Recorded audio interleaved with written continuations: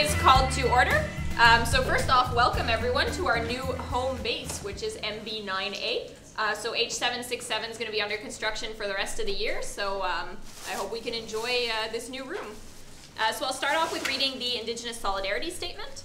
So first off, we'd like to acknowledge that Concordia University is on the traditional territory of the Ganyingehaga, a place which has long served as a site of meeting and exchange amongst nations. The Concordia Student Union recognizes and respects the Ganyingehaga as the traditional custodians of the lands and waters on which we meet today. So as for roll call, the sheet is going around. I have a couple of requests for excusal. First off, from Councillor Michaela, who is getting back from another province and her flight's only landing at 8 p.m., so she couldn't be here today. Souley is sick and Asma is going to miss this meeting and the next one. She informed me that she has all of her duties covered for the next month because she'll be away for personal matters. She'll actually be out of the country, so she has all of her reports submitted and everything is done for the rest of the month. She said that if you have any questions, you can either contact me and I can ask her, or you can contact her directly for any information. So it's up to council if they'd like to excuse. Yes, Julia? Motion to excuse. Okay, all three? Mm-hmm. Okay, seconded by Omar. Was that a second? Yeah. Okay. Is there any discussion? Okay, if not, all those in favor of excusing Michaela, Asma, and Souley from the meeting, please raise your placards. 12. All those opposed? None. And any abstentions? 0. Perfect. So that carries. At this point, we are on agenda point number 3, which is approval of the agenda. So if you have anything to add, subtract, amend, modify, now is the time. Yes, Rory? Can we add Clubs Committee to the appointments agenda item, please? Yes, we can. Thank you. Okay. Julia? Can I add a point in informational called food? Yep. Thanks.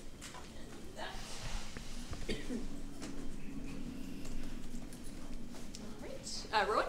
Can I pull both the Loyola and the External Mobilization Coordinator's reports, place them in separate points under new business substantive because they need to be approved, and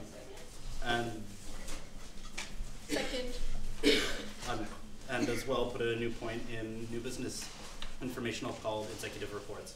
Called, sorry, I didn't hear it. Executive reports. Okay. And that was the informational? Yeah.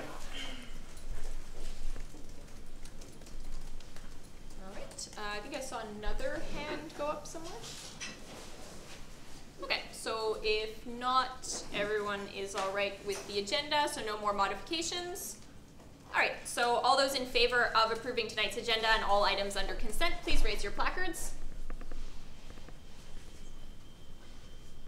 13, all those opposed? None, and any abstentions? 1. Perfect, so the motion carries. I will add the new agenda or amended agenda to the Facebook group, so just give me 2 minutes, please.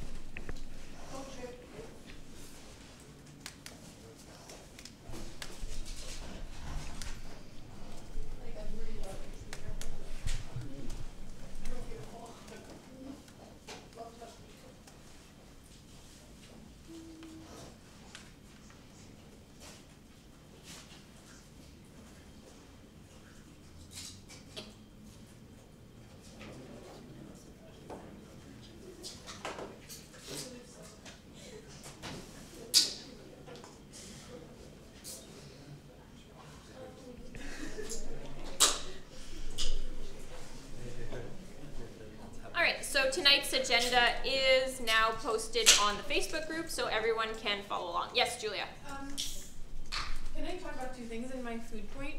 Yes. Okay, perfect. Thank you. I just want to be sure. Even if it's a bit unrelated, but whatever. I'll make it related. You know me. Rowan? Oh, sorry. Nope, sorry, my bad. All right. So if not, we can move straight into presentations and guest speakers, and I will give the floor to Marcus to present the General Undergraduate Survey Research Report. Hello, everybody. I'm here to present the General Undergraduate Survey Research Report. So, yeah. Ta-da. Do you want to take questions as you go? There is a period for questions at the end. It's only 13 slides. I'm just telling everybody in advance because I am also a student. And I have numbered the slides so that you know exactly how far into the presentation we are. So, that being said, so overview, this is just basically a table of contents for the presentation. So we have the actual survey, the recommendations for future surveys, and assuming that will be carried out of the CSU, the web application that was created as part of this project, and the results, which is obviously the interesting part, which are separated into 4 categories. So there was documents that were sent out, but they were ridiculously long because they're supposed to be exhaustive. So I'm assuming that nobody has read them because that's a pretty fair assumption. So General Undergraduate Survey, launched in March 2017 for 1 month. It was launched on a Tuesday, and there was reminder emails sent out every week, which is just part of metadata that's collected on surveys. It shows that Tuesdays are the best time to send them out. There was 2 separate forms, A and B, and approximately 1,500 responses for each. The platform used was Typeform, which is just a data gathering platform for surveys. The cleaning of the data took longer than expected. It was well into the summer. Originally it was planned to end by April, and the analysis was conducted over the summer. It was designed for the long term. So the point of this presentation is both so that you all have a clear idea of the results as your representatives for the undergraduates, as well as to get an idea of how these kinds of things could become a tool in the future. Recommendations, I'll just briefly go over. So I've heard anecdotally that Concordia has one of the biggest Muslim populations of any university, so I regret that religion was not actually included in the demographics. For income, debt, and financial aid, there was a lot of issues there. I think that the best way to have that kind of measure, because income is like one of the strongest measures when it comes to the social sciences, is to just have spending power. But yeah, and weighting the data, it wasn't weighted, which can affect some of the results that are based on things that we have data for, namely gender. And that information is at Concordia. They have it on their website under Fast Facts, I believe, just on the main site. So using that to weight future surveys would also be useful. That's included in the report. The web application was designed by a contracted developer using the programming language R, which is a really cool language.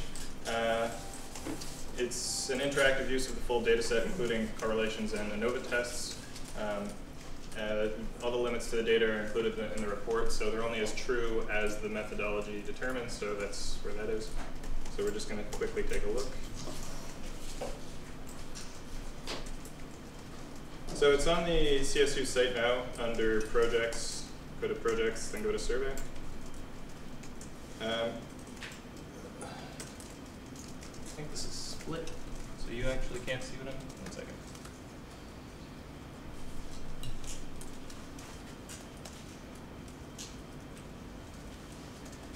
Yeah, so project survey, you'll find it if you're interested in looking this kind of stuff up, but basically it shows all the descriptive analysis, inferential mapping, and data, so you can change the output formats here. So this is designed so that if ever you need to reference any part of the demographics of Concordia, or you know, any information at all, you can see that it's all within an accessible format. You can also run inferential statistics on it, including ANOVA. So this was all designed by the developer. I have no idea how he did it, but it's pretty cool. The point of this is that if you want to test the effectiveness of certain programs, especially those launched by the CSU, if they're included in future surveys, you can use this application to do so. So for example, if we go to debt and where are we here?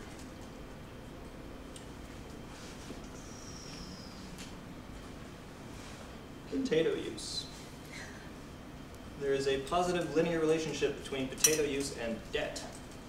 As in, people that use the people's potato generally have more debt. The more debt you have, the more your likelihood of using the potato. You know, that's a pretty expected finding, but Again, it's a tool that can be used to assess the effectiveness of different social programs that the CSU operates or under the umbrella of undergraduates. There's also mapping as part of the application. There is currently no plugin so that the mapping can be, so that you can put the actual demographics over the map. So like a lot of geography and social science projects will often have, you know, if you want to see the distribution of income or anything like that, they'll have it mapped. That's not currently a function. It could be added on. That's at the discretion of anybody that wants to take this kind of step up. Also, you'll notice that obviously these points are, there's not as many as you might expect, and the reason for that is because it's been aggregated. It's only the first 3 digits of the postal code that are actually on display. That's for reasons of anonymity, to protect the actual identity of all the respondents. Within the full data set, which the CSU staff and executive have access to, that data is not made anonymous, so that you can conduct an actual analysis on it, but because this is a publicly available data set, you have to protect the identity of the respondents. And obviously, upon request of anybody for valid reason, it can be passed along for reasons of research. And this is the full data set, which can be downloaded. All of the actual maps and applications can be downloaded, which is another feature. The whole point of it was to make accessible all of the information on the student body. So that's the application. We're gonna, I don't know if there's any questions, but we can go over that at the end. Okay. And now I'm going to figure out PowerPoint.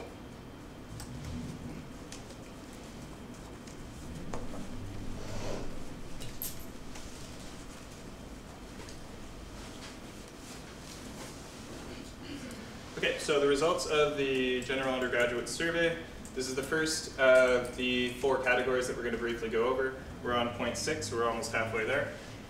Paying international tuition is associated with a 2.5% decrease in grades. This is sort of the early finding in the sense that it suggests that international tuition is indeed a barrier to education, which is one, you know, another thing that might be considered fairly obvious, but it's easy to dismiss all of the arguments that might blame that on other factors by simply running correlation tests on other attributes, like demographic attributes of international students. Taking student loans is associated with 2% decrease in grades. Also, like, I take student loans, you know, I work, so this sucks. I get it, we're all students. I'm just saying that these are actually arguments, essentially, for free education, is the way I would interpret it. In the sense that you can see, here's a strong finding, every hour of work per week is associated with a 0.05% decrease in grades. So if you are working 20 hours a week, that's associated with a 10% decrease in grades. If you're full-time, that's 20%. That's pretty depressing for those of us who work during our studies. You can see the rest of the results here. So obviously scholarships and trust funds are associated with an increase in grades. I feel that this is kind of painting a picture in the sense that the more spending power and the more financial security of the student, the higher the grades and vice versa. So a section of the General Undergraduate Survey was devoted to issues of harassment and discrimination.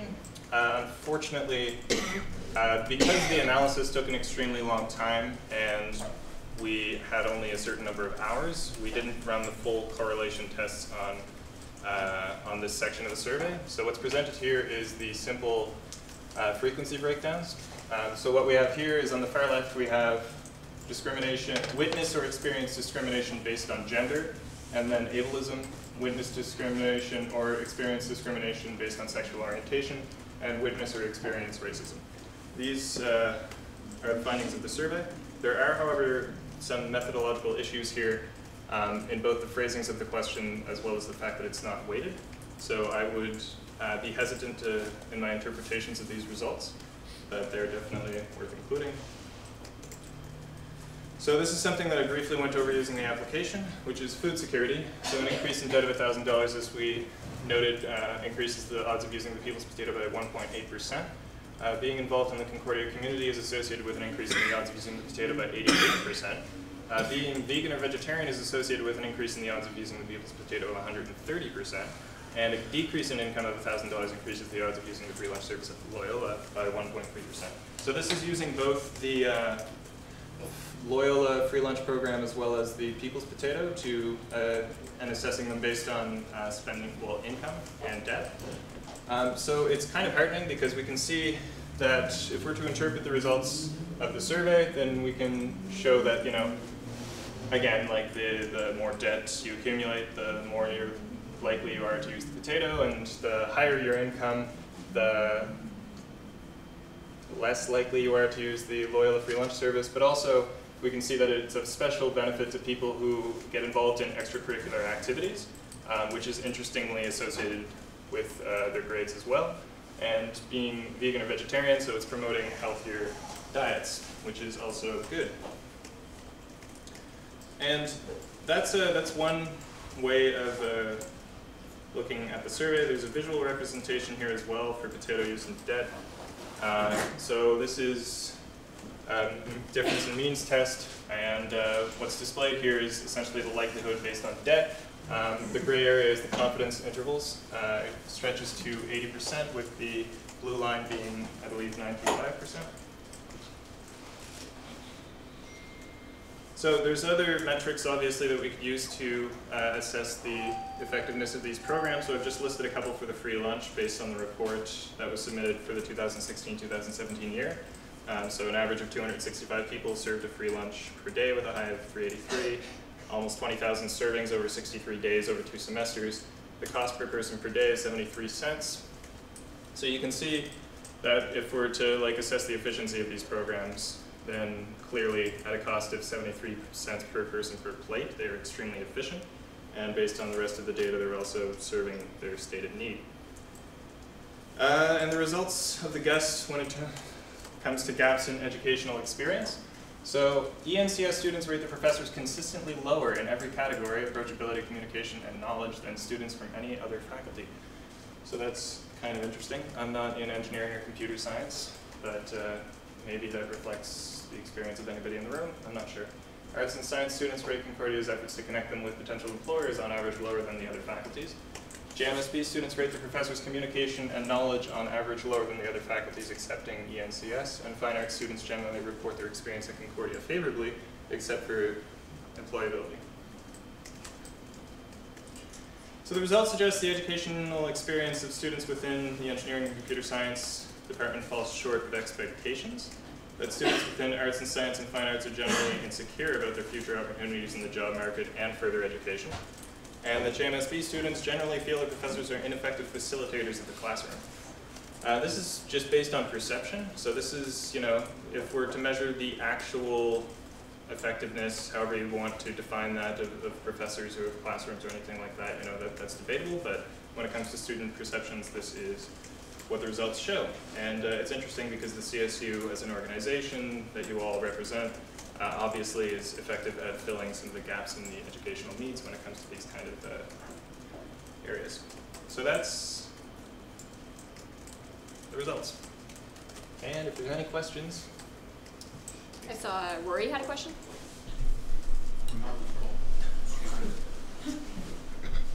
It was sort of a question, but also a comment about the discrimination. Yeah, gender, ableism, and you had 4 of them, and I did find them here in your report. Yeah, it's gender, ability, sexual orientation, and race. Right, okay. And then when I look at all 4 of them in the report, the second question was, in which campus spaces do people experience these? Right. Those were, and overwhelmingly, for every single one of those 4 factors, it was in classrooms and or departmental spaces. Overwhelmingly, I mean almost double for every single one compared to the other options. I guess it's not so much a question, but just a comment for us. That's a big takeaway for me when I see it. That should be something we're addressing, is that there's discrimination happening, but that it's mostly within classrooms, which is where we maybe wouldn't expect it to occur. I guess it's my observation. I don't have anything more to say on it. Thank you. Yeah, it's definitely an interesting finding. Again, when it comes to interpreting those results, because of some of the methodological issues, you know, you have to take them with a grain of salt, but definitely, again, it is interesting, and I think that it's worth acting upon as well. So that section of the survey was developed in collaboration with the Center for Gender Advocacy, and they've been forwarded the results. It's part of the CFAR Critical Feminism and Academic Research Mapping Project, and I'd be interested to see where they take the data. Do you want to follow up? Yeah, did you send the data about ability to the ACSD?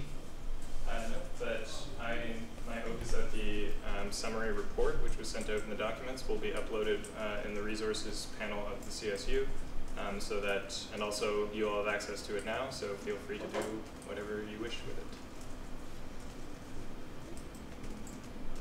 Go ahead. Yeah, it's more of a comment. It's a shame that the academic and advocacy coordinator isn't here today, because this is maybe something that we've brought up before at council in terms of motions for a positions book for things like, you know, providing access for students with disabilities, and this is something that I've experienced as a student registered with that office, and it's something that every single semester I have to go through with each and every single prof. And it's something that I've tried to bring up to them, and to hear that other students have experienced the same thing and they've reported it in this survey. I mean, it shows they haven't reported it, but that they've reported it in this survey, and that it's here on campus and nothing's being done about it. I feel like this sort of, it reinforces that we should be advocating to the school, to the ACSD, to these offices, that they need to be making changes within their departments, within their faculties, within their spheres. Again, more of a comment and not a question. Great. Thank you. I could follow up on that as well. There's Okay, yeah, I agree, and you know, it was definitely a regret that we didn't have the resources at our disposal to conduct the analysis on that side.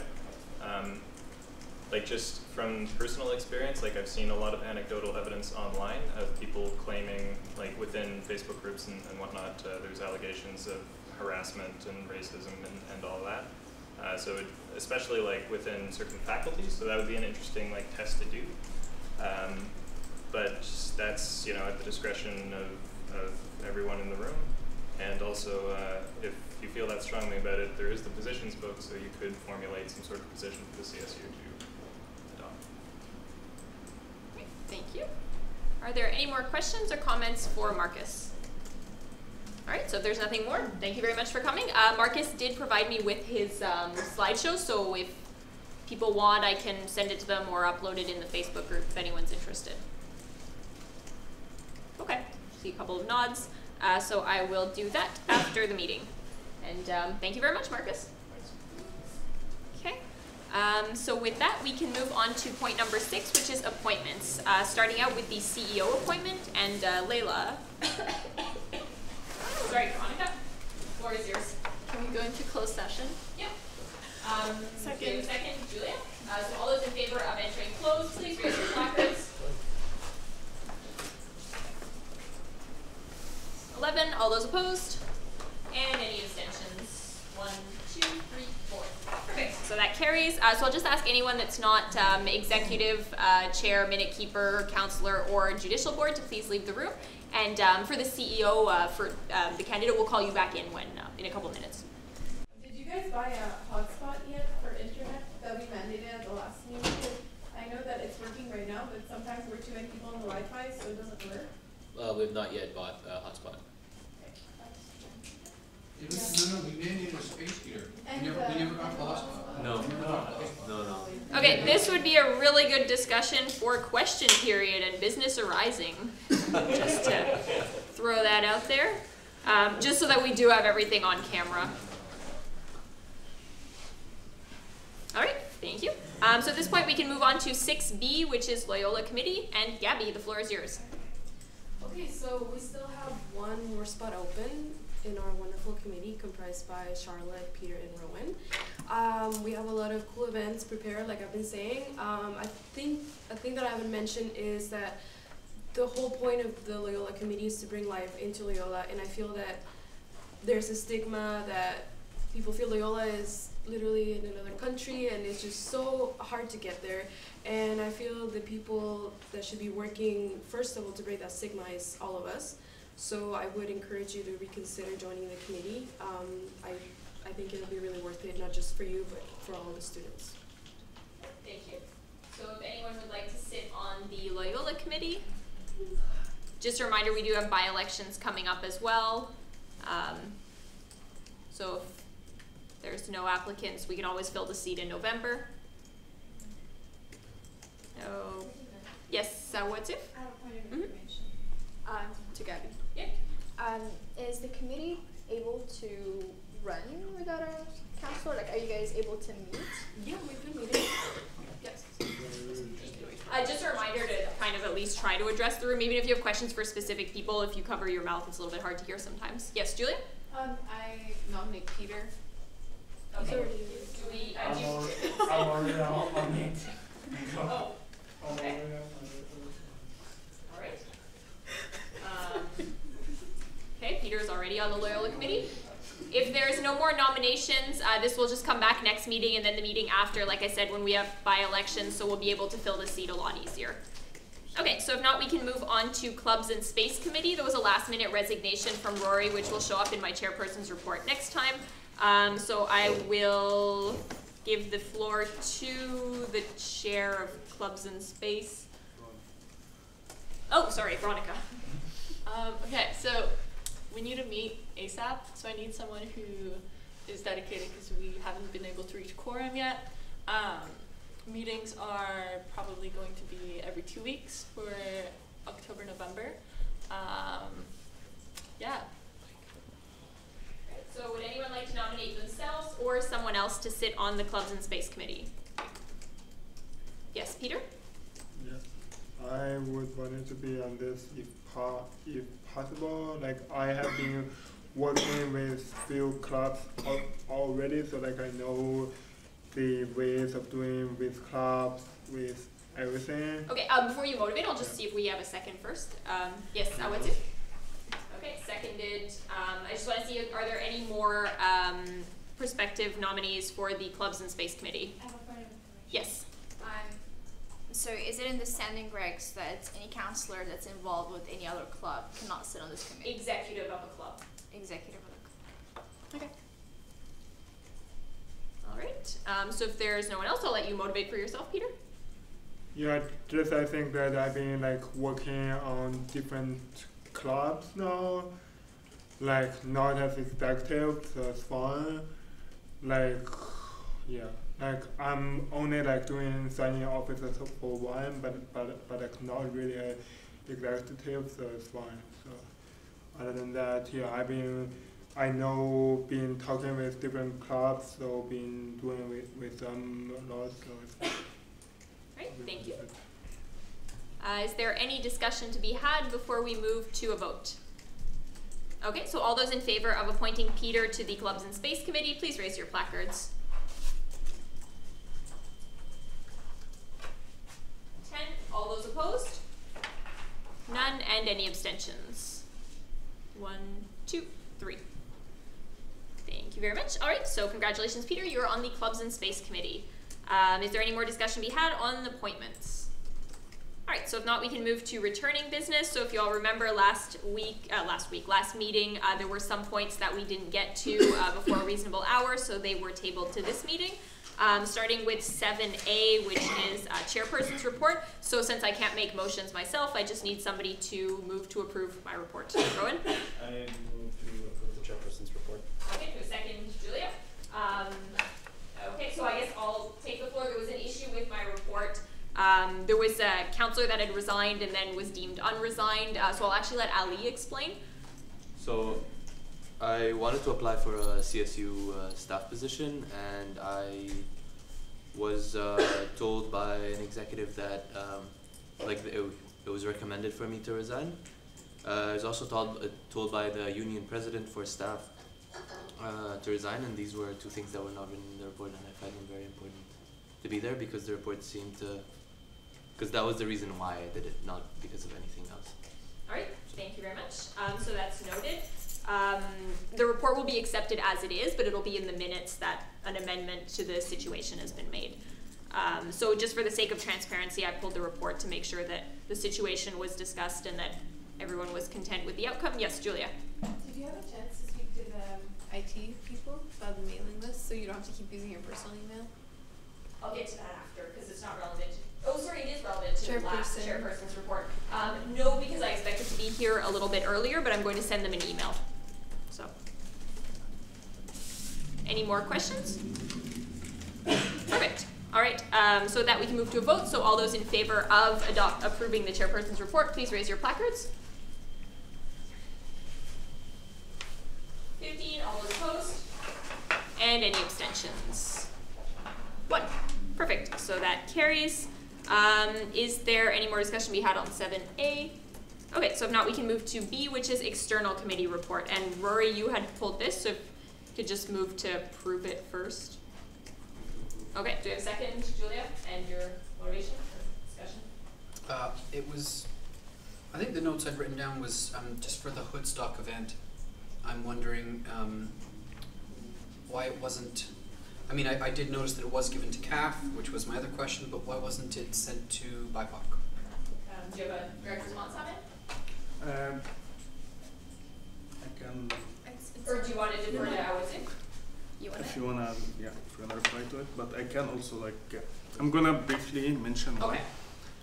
So for Hoodstock, it was a practice from previous years that the external committee review applications and fund and go through them and review them. But this year we have the Community Action Fund, and after reading the description of the Community Action Fund, I made a recommendation that this application might fit more to this new committee, since they have already more fund than us. And yeah, so it was a recommendation coming from myself. Why not BIPOC? I didn't think about it, but we have different channels of fund. Great, thank you. Awazin?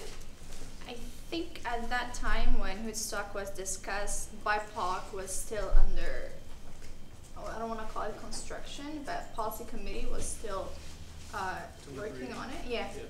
So, and even CAF is more ready to take in those applications than BIPOC at the moment. I think. Great, thank you. Rowan? I actually missed the question, so maybe I'm hashing over something slightly irrelevant, but to kind of jump off Awatif's comments, I know one of the concerns when BIPOC was actually created was that they didn't want it to become anything BIPOC related should go to this committee instead, because that kind of, anything that could be considered BIPOC will then kind of lose the chance to apply to other things, be it external, sustainability, etc. So, like I said, I missed the question, so I'm not sure exactly what we're discussing. But Yeah, great. Also sent to BIPOC. Okay. All right. Is there any discussion to be had, or any more discussion before we move to approve the report? All right, so all those in favor of approving the external committee report, please raise your placards. External committee, sorry. 12, 13, all those opposed, 0, and any abstentions? 1, 2. Perfect, so that carries.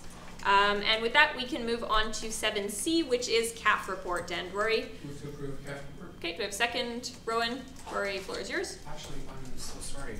I moved to not approve CAF report. Technically, you don't need a motion. Can I do a redo? I'll allow it, just for procedure's sake. It was seconded, but we'll Sorry. just get this show on the road. My sort of issue with this was just that point 5 in the CAF report, you guys are adding to your own standing regs, or not you, I mean CAF is adding to CAF's standing regulations, and they're adding a financial clause about check requisitions and 2 members of the committee signing it. And my sort of issue is that that doesn't supersede the financial policies or the standing regulations of the CSU. So if the standing regulations of the CSU say every check must be done this way, but CAF is saying we're going to do checks this way, there's some, I'm just wondering if anyone can clarify why this happened, or if it is actually a mistake. Is there anyone who can respond to that? Yes, I agree, asked the same question as yours, and I told them it should be signed by an executive, but the idea of the CAF is having equal, people have equal weight, so there is no there is no an executive, no hierarchy system kind of, and it's for the check requisition, not the actual check. So you will sign the, like if whenever we have like a check requisition, that's what I understand. If I did understand wrong, we can revisit this. But that was the answer that was given. And for the check requisition, it's not, there is no need for an executive to sign it, but any two member of the committee can sign it, and it will go to the finance coordinator, and then it will proceed similar to the. Okay. Yeah. All right. Thank you. So I have a speakers list of Rowan, Awatif, Julia, and then Omar. Floor is yours. I don't actually have it in front of me right now, but my belief was that this would be, this was meant to be approved by council, and then on top of that would just kind of be like an extra practice. It's not like this supersedes all CSU check requisitions practices. I believe it would, because it's coming from the budget, still need to go through standard procedure, but on top of that, it must also be signed or get signed off by two members of the committee, is my understanding, but I'm going off my memory. Okay. Thank you. Awatif? I just had a question. How many members are sitting now on CAP? If someone can answer me directly. Can you clarify? Okay, Okay, counting. yeah. It's counting. Just give him a second.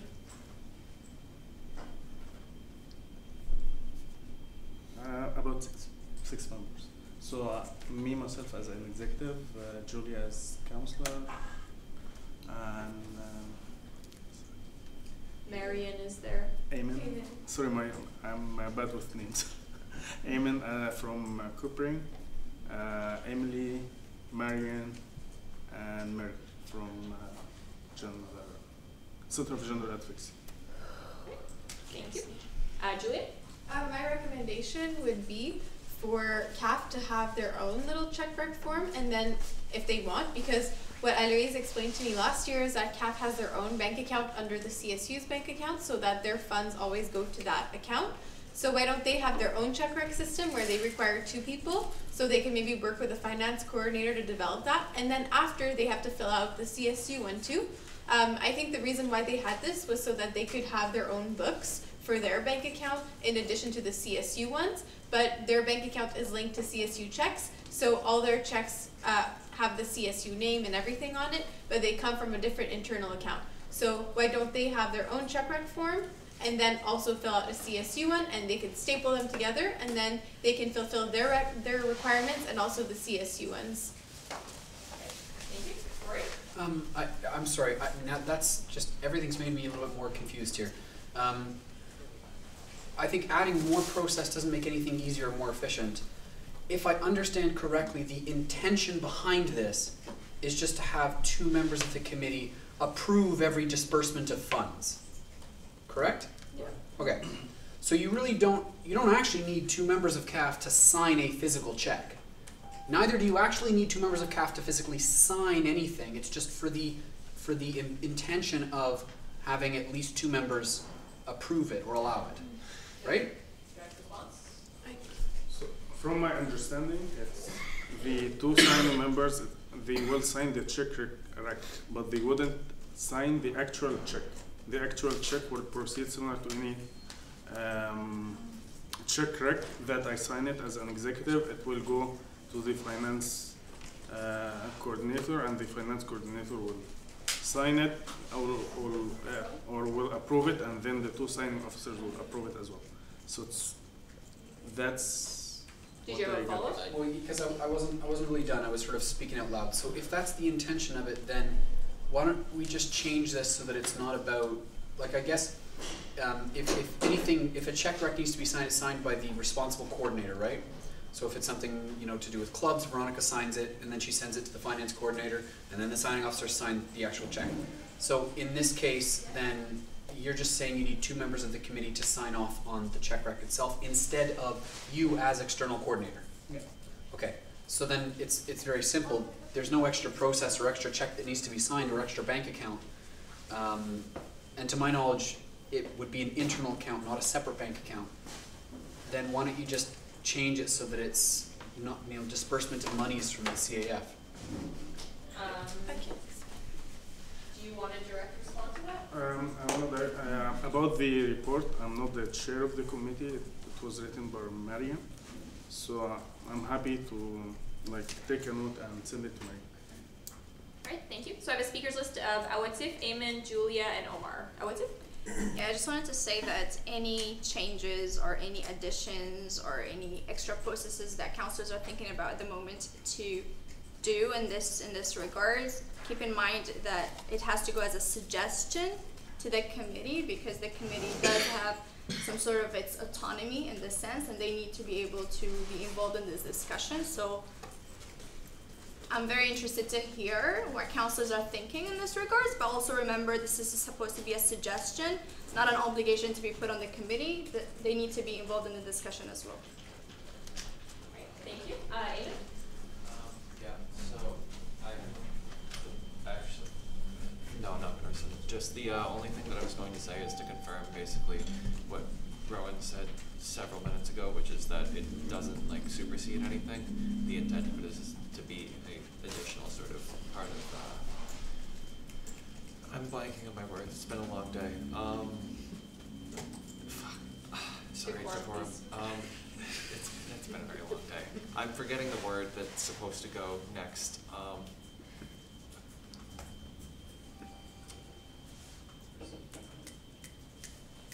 We can come back to you. Okay, yeah, the synapses are firing. They're just not going where they need to go. It's okay. It happens to all of us. Julia? Yeah, I want to re-explain. Basically, the CSU has an account, a bank account, and CAF has a separate internal account.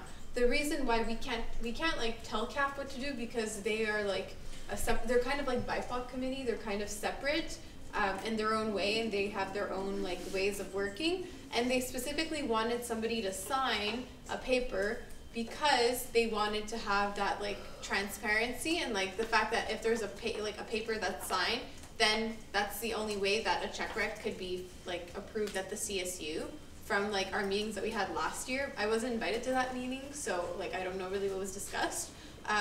But that's what we had said with LA's last year, and I think Marian and the rest of the committee were just assuring that we would do that. So that's just an internal thing for them, and if they want to do it, good for them, they could.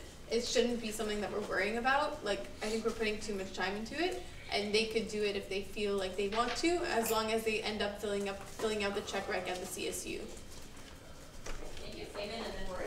Accountability and transparency are words my brain couldn't find. Oh, okay. Thank you very much. Rory? Yeah, I was just the confusion as to whether it superseded or whether it enforced anything. Again, off of Awatif's point, it's not to tell CAF what to do.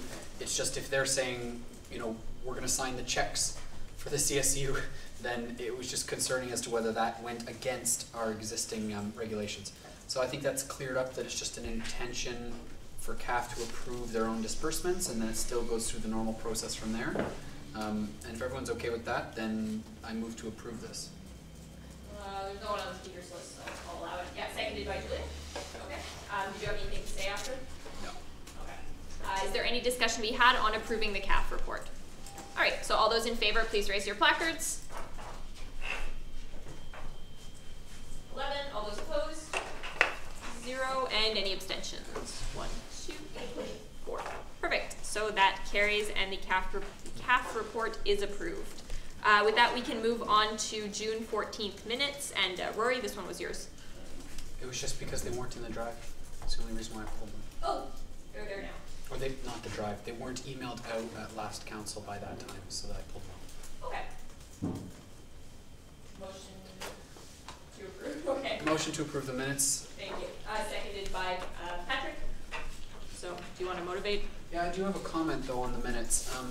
I've noticed that a lot of the minutes record or attempt to record all the words that everyone says, and I find that sometimes not all of those words, or at least how they're put in the sentences, are 100% accurate. So I think it might be easier if we make the minutes a little bit more succinct, and then that way there's less room for error when it comes to precisely what someone said or what they didn't. There are a few minutes that I think I'd like to bring back up later for some edits as well. Okay, that's noted. Thank you. Is there any more discussion to be had on minutes? Yes, Julia? Would it be possible maybe to look at the format of the minutes from last year that were like maybe, I think, maximum 5 pages, so that that way it would be easier for students to read through them if they feel like consulting them publicly? Right. Okay, so if there's no more discussion, all those in favor of approving the June 14th minutes, please raise your placards. 12, all those opposed? None, and any abstentions? 1, 2, 3. Perfect, so that carries. And with that, we can move on to new business informational. Point A, food. Julia, the floor is yours. Yes, so I was just wondering if it would be possible to have a diversity of food at council. Like, I know it's a bizarre request, but just it gets kind of like, it gets pretty unhealthy to keep having pizza. And if we could change, like I know sometimes we have Nirufal, which is really nice and a bit healthier. So maybe like to help promote like health, we could change sometimes. Yeah. Right. Thank you. Yes, Layla? Yeah, this actually came up today in an exec meeting planning for council, and we have no ideas, but if anyone else has suggestions for food, feel free to message me or post them in the council group. It's what we're all eating. We can do anything, and we did have falafel last time, so yeah. We can have a variety, or if there's something, if pizza is like not everyone's choosing, we're super open to suggestions. This is everyone's choosing. Thank you. Ellie? Okay. So if you have any ideas for food, you can direct them to Layla. Yes? Perfect. So with that, we can move on to 8B, which is executive reports. And Rowan, the floor is yours. Yeah, I just wanted to address the executive reports in a general manner. I found multiple of the reports to be lacking, for one word. Just not much detail, skimming over things, points which could have been expanded on longer, taking 1 or 2 lines, very sparsely informed, and of course this isn't all of them, etc. But this is something I've found through multiple reports, and I do want to stress to the executives that these reports are very important. As counselors, this is the best way that we know what's actually happening in the CSU. This is how we get our information. This is how we even know what questions to ask executives, because otherwise we're just completely in the dark on pretty much everything that's happening. And it's also a channel of communication to start those conversations between counselors and executives. Like I said, if we don't know what to ask, then how are we going to actually hold those conversations? And most importantly, there's no way that we can actually make informed decisions if we haven't been given the information necessary to do so. So generally with reports, you want all the different projects that an executive is working on listed, what's been done so far, what needs to be done, things like that. It's not like the most complicated thing, and we are in October, so I would hope that executives would be figuring this out by now. This is kind of just a very general warning for now. Moving forward, if I continue to see reports that are completely lacking in information, I will pull them and motion for them to be resubmitted, because like some of these reports were very problematic in my mind. Yeah, so as a warning moving forward. Great, thank you. Just want to say that I agree with what Rowan said, and as someone that's been quite involved with CSU, when I read the reports, I know exactly what the executives are saying and some more details about the project they're working on, but some other counselors here don't have the time to be as involved with CSU as I am, so it's important that we let them know, you let them know what you're working on. Just a brief summary of what you're doing isn't that enough. They need to know exactly what your project is or what you've been doing from that time to that time. So please. Great, thank you. Is there any more discussion we have on executive reports? Okay, so at this point, I will use my chair power to call a 15-minute recess. Just so you know, during the meeting, I do have my Facebook open, so if ever anyone needs to take a recess, because sometimes I'll just keep going and forget, so if you can just remind me, like we've been going for 2 hours and people have to go to the bathroom, you can always just send me a message and I can call a recess anytime. Yeah, 15-minute recess. All right, perfect. So we are back in session. I have a couple of orders of business to attend to. I'll start with Ali. I move to break Robert's rules for a second. Okay, do we have a second, Julia? All those in favor of, yeah, there's no motivation. All those in favor of breaking, please raise your placards. 10, all those opposed? None, and any abstentions? 1, 2, perfect. Ali? Okay, I just want to add the first Voices Week motion in the new business substantive. Okay, I'll put it after by-elections. Okay. Yeah, do we have a second? Okay, Omar, do you want to just talk about it for a second? Like just, actually no, sorry, we'll talk about the because point, it's going to be discussed. Okay, just to clarify something, when the agenda goes out, sorry, I should have made this clear at the beginning, when the agenda goes out on Friday at 5, it can't be modified after that. So even if people are sending me documents, like that's fine, I'll send them out to everyone, but on point number 3, approval of the agenda, you have to add your point to the agenda, just because the agenda can't be modified after 5. So if you sent something on Saturday, Sunday, that's fine, just let me know when we do point 3 and it will be added. All right, so I just need a motion to go back into Robert's Rules. Technically, we need a motion to approve the agenda first. Let's just get them both over with at once. All those in favor, please raise your placards. 9, all those opposed? And any abstentions? Yes, I know we just do the voting for procedure's sake so that the minute keeper can write it in the minutes that we had a vote. All right, so at this point, we're back in Robert's Rules, and we're on point 9A, which is ASEC, and I'll give the floor to Omar. Move to table. Okay, do we have a second? Jeremy? Information. Why are we tabling? It's the ASEC point because Sulei's sick today. Okay, if there is no discussion, all those in favor of tabling this, please raise your placards. 9, all those opposed? And any abstentions? 1. Perfect. So that is tabled. Did you want to say something, Omar? No, I just wanted to explain the reason why we table it. It's because the motion brought forward by Sule. He's not here today, and because it's not time sensitive, it can wait for next council meeting.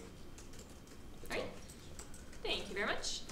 So at this point, we are on 9B, which is November demonstration. And Eamon, the floor is yours. So you can just start with the motion, and then I'll let you motivate. All right, hold on. I have a bunch of tabs open in the PDFs. Here it is. All right, so whereas the motion has recently been let me restart that. Whereas the motion has recently been passed to oppose the rise of fascism in its current manifestation as the alt-right, both locally and internationally, and to support local groups which carry a similar mandate, whereas the CSU recognizes the reality of, quote, different barriers based upon class, ability, race, gender expression, religion, ethnicity, etc., end quote, Positions Book 12.1. Be it resolved that the CSU formally endorse the, quote, call for a large demonstration on November 12th against hate and racism, end quote. Right, do we have a second for the motion? Rowan? And motivation is yours, Eamon. All right, so 1 second. I'm going to share the actual link to the event on the council group. And so there's a demonstration being planned on November 12th along the lines of what I just said. It's supposed to be a proactive demonstration as opposed to a sort of reactive demonstration against these sorts of racist and far-right hate groups and stuff. And given that given that we just passed the motion and added to the positions book the anti-fascist motion, and given that we also have an existing clause in our positions book regarding feminism that marks it as an explicitly intersectional feminism, so that means, you know, countering racism, countering all of that. This demonstration is calling for endorsements from community groups and from student groups, and they already have something to the tune of 50 endorsements, and I think it's perfectly within our mandate to add, to throw our hat into the ring as far as that's concerned. All right, thank you. Is there any discussion? Yes, Kevin. Yeah. I would like to kind of build on what Eamon just said. So if you're looking at the position at the CSU, it's kind of amazing to see that there's no position on racism, which something to discuss later probably. But we have one on migrant justice, and within this one there is this point in particular that, like, the CSU endorsed and supported the demands of solidarity across border that was happened last year. And solidarity across border is actually one of the signatory group from this demonstration. And I feel like it kind of fit with our current times to have something like that endorsed by the CSU. So yeah, that's all. Alright, thank you. So I have Rowan and then Eamon. All of a sudden. Eamon? I'll also add that this isn't in any way sort of out of bounds of stuff we've done before. We've endorsed this sort of thing. We've given space to workshops, training people how to better resist the rise of the far right, and resist tools to resist fascism and everything. So this is perfectly in line with stuff we've done before, and there's a precedent for it. Alright, thank you. Ahmed? Just a point of information, I would like to know if there's, or if we take in consideration the safety of people who are going to protest. Normally, I recall like a protest where there was a confrontation.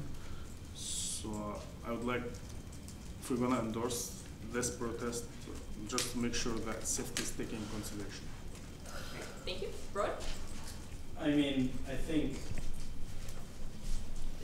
yes, we should not be like endorsing a protest that is blatantly calling for like violence, etc., etc. This is a family-friendly event, etc., which means like the protest organizers are expecting kids, etc., and planning for something along those lines. I believe, yes, I'm seeing some nods. And this is in line with things we've done. And furthermore, quite often, I'd say most times when protests do become violent, it is as a reaction quite often from the police. So I don't think that's something that we absolutely have control over as well. Thank you. So I have Kemi and then yeah, to go back on that question, mostly because it is not a counter demonstration. Of what I've probably heard and experienced before, it's mostly during counter demonstration that there are police, well not police, but there are violence involved because you have two groups like kind of clashing. While this one is like, it's very proactive. It's just a demonstration about like what we refuse, like against hate, against racism, but it's not against people. It's just kind of like, yeah, physically speaking. Alright, thank you. Julia? Yeah, I agree. I think that if all the people who are listed as signatories who are like approving of this event it's because they think it's worth it, and that, you know, the violence that could ensue is not that important because there will only be violence if the police acts in a certain way that is life-threatening to people, and that's not the aim of the protest. The protest is literally against like hate and racism, so I think it doesn't make sense for us to think about that. I do think though that if Ahmed wants to be tasked with making sure that they provided like the route to the police beforehand, just like double checking with them and making sure that they want to, that's his prerogative, but it's not something we should worry about as a council, and I think we should approve this. Thank you. Okay, there is no one on the speakers list. So if there's nothing else, all those in favor of Eamon's motion, please raise your placards. 7, all those opposed? 1, and any abstentions? 1, 2, 3. Can I have my yes voted, please? Yeah, yep. Can I have mine too? Thanks. Same. Okay. Thank you very much. Yes, Rowan.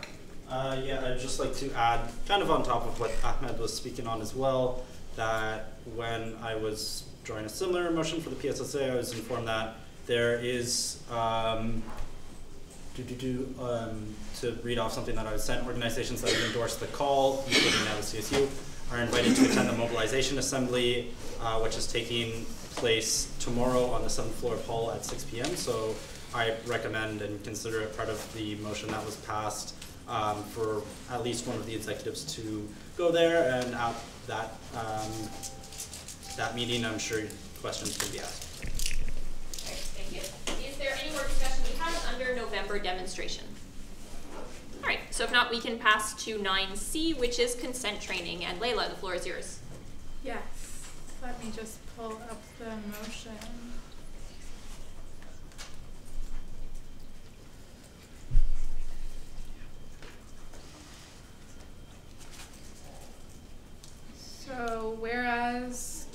must receive 3 hours of consent training in accordance to Standing Regulation 214.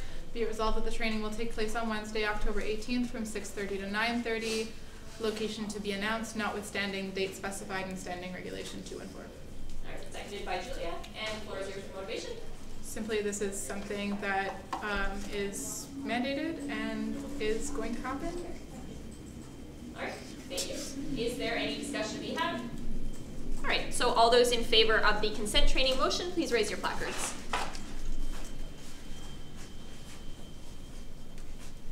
All those opposed? None. And any abstentions? 1. Perfect. That carries. Yes, Julia. I would like to move to mandate policy committee to determine any procedures that they would deem fit for consent training for the future, because there were some things that have been brought up about like people who've done it in the past, how to determine whether they've done it in the past. I'll let you motivate in a second. Was that the end of the motion though? Yeah, I'm done. Okay. We have a second? Second for Julia's motion? Corey? This motion can be repeated. Yeah, could you just repeat it, please? Sorry. I move to ask policy committee to make some sort of a procedure policy or something of that sort for consent training so that we have more procedures detailing everything. Okay. Your motivation, I guess? Yeah, I talked to Layla about it, and we think it's a good idea for policy to go over that in the future to determine like any additional things. Okay. So I have Layla and then Awati. Yeah, I think more specifically that if people have attended this consent training, which is usually the same one that's administered to anyone who's a frosh leader or is involved in certain student groups, that there be some way just to assess that that's happened, whether it's through like confirmation from the person who administered the training, so that this doesn't become a redundant purpose, or so that people who have completed it don't need to sit through it just procedurally or be excused on an exceptional basis. Great, thank you. Awati? I rescind. Okay. Is there any more discussion to be had on having policy committee clarify the policies and procedures surrounding consent training? Okay, so, yes, Julia? Just to say, this is like for the future, like for future years. Obviously, we're all going to attend on the 18th, so, yeah. Right, thank you. That will be specified in minutes. So all those in favor, please raise your placards.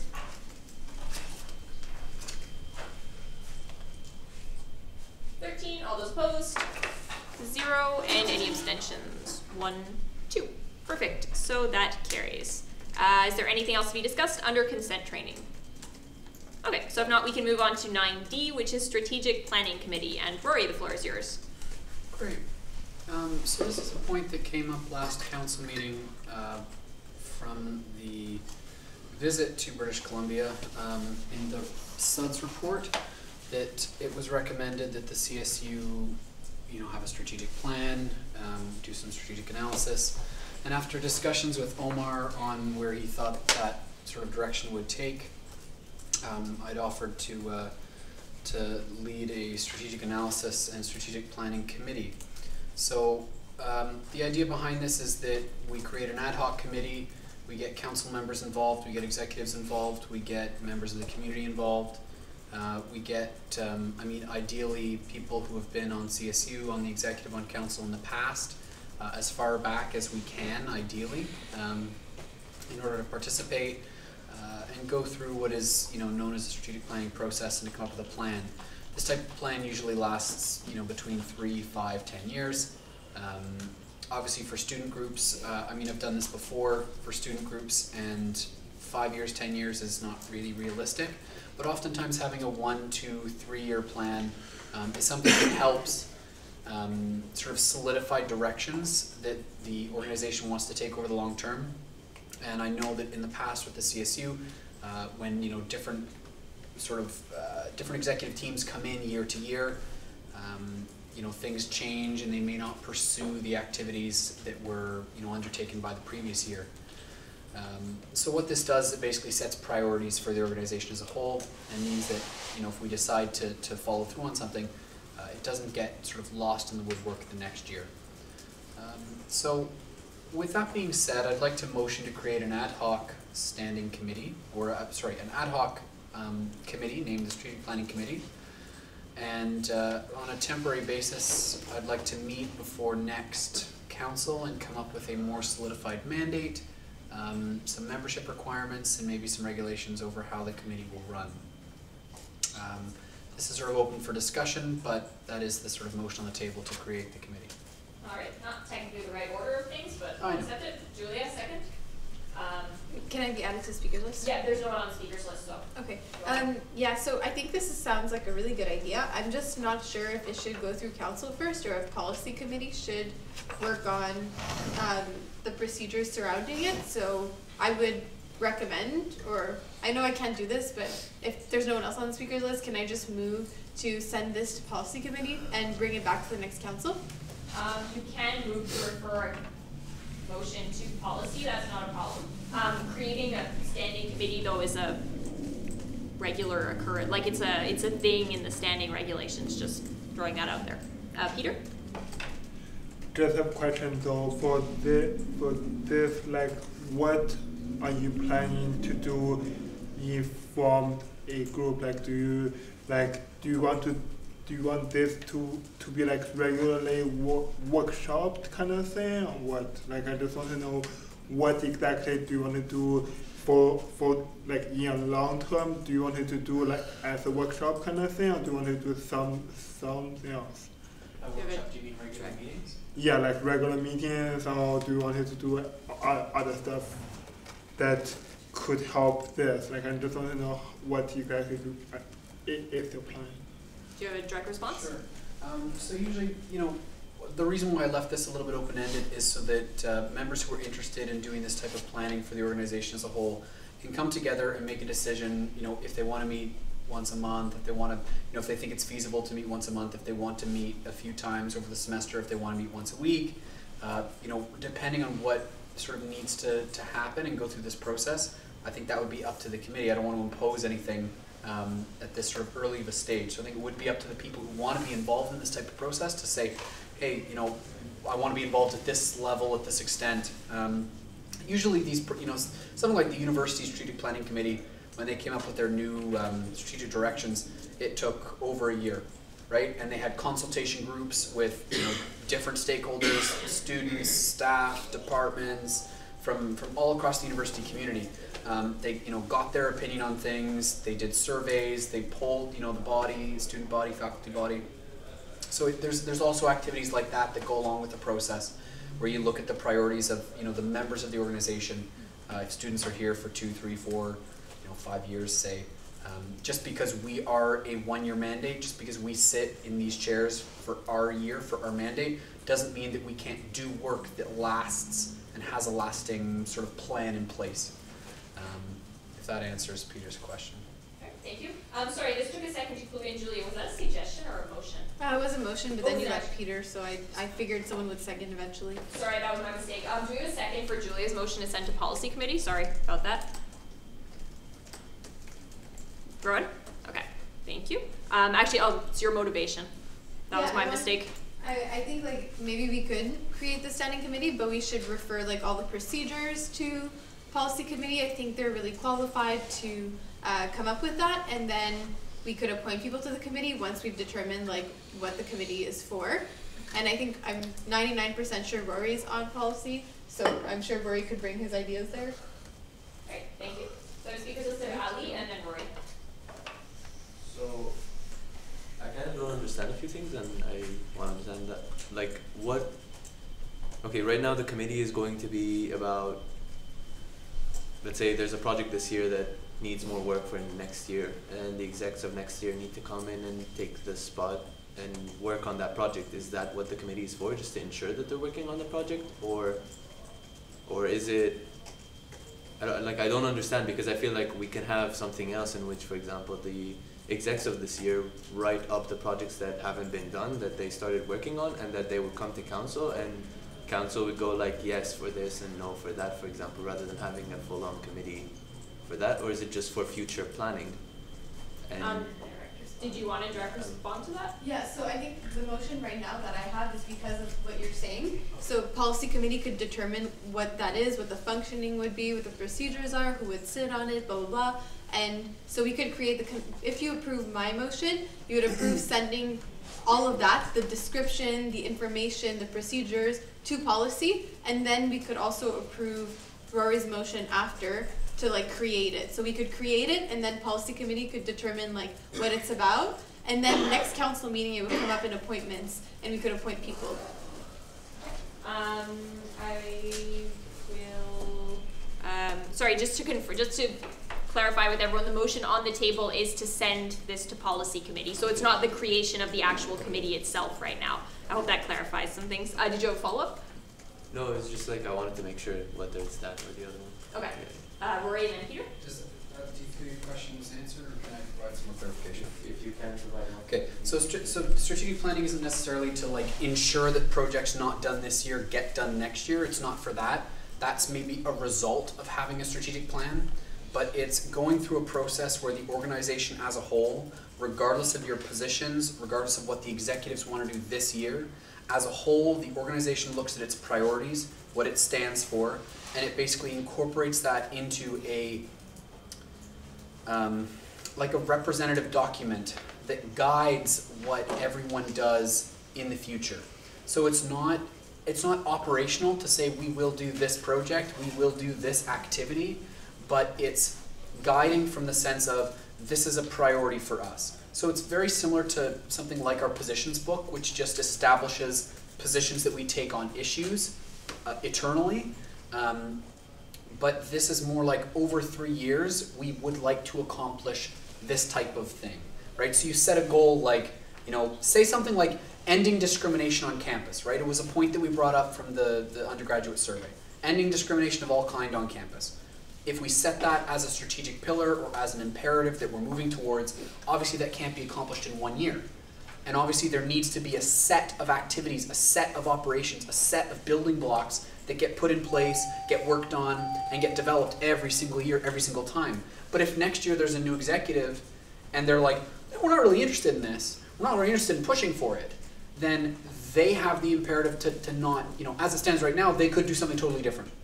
But if we as an organization say, this is what this is what's important to us, and we want it to be accomplished within 3 years, then that's the type of thing that goes in this document, this strategic plan, and council votes and approves the strategic plan, and that is for the organization to move forward on.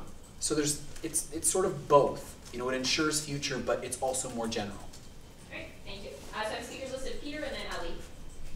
Yeah, I just have a question for both Julia and then for the clarification. If we do form this, what would be the benefit for the student at large? So for us it's fine. We can ensure that projects are done and all that. But what would it bring to student large? Is that a question from you or Julia? Both. Who wants to take it? I can do it, honestly.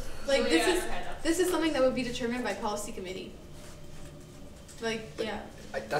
No offense, but that's been her answer for the last couple questions about strategy. So can I answer this one again? I'll put you after Ali, just so we can keep some form of... I have an actual answer. She got to it first, I'm sorry. Ali? Okay. You can't just send it to policy committee every time. Rory? Am I next? Yeah. Okay, so to answer Peter, the benefit to the actual student body is that they can have a say in the direction that the organization takes. We can poll them. Something very similar to the undergraduate student report. What are the priorities that the CSU takes? What do you believe in? They can feel like they've had their say. We can gain that insight from them, and we can put it forward into a document that says, here's what the CSU is going to stand for, here's what the CSU is going to do, here's what it's going to provide to you.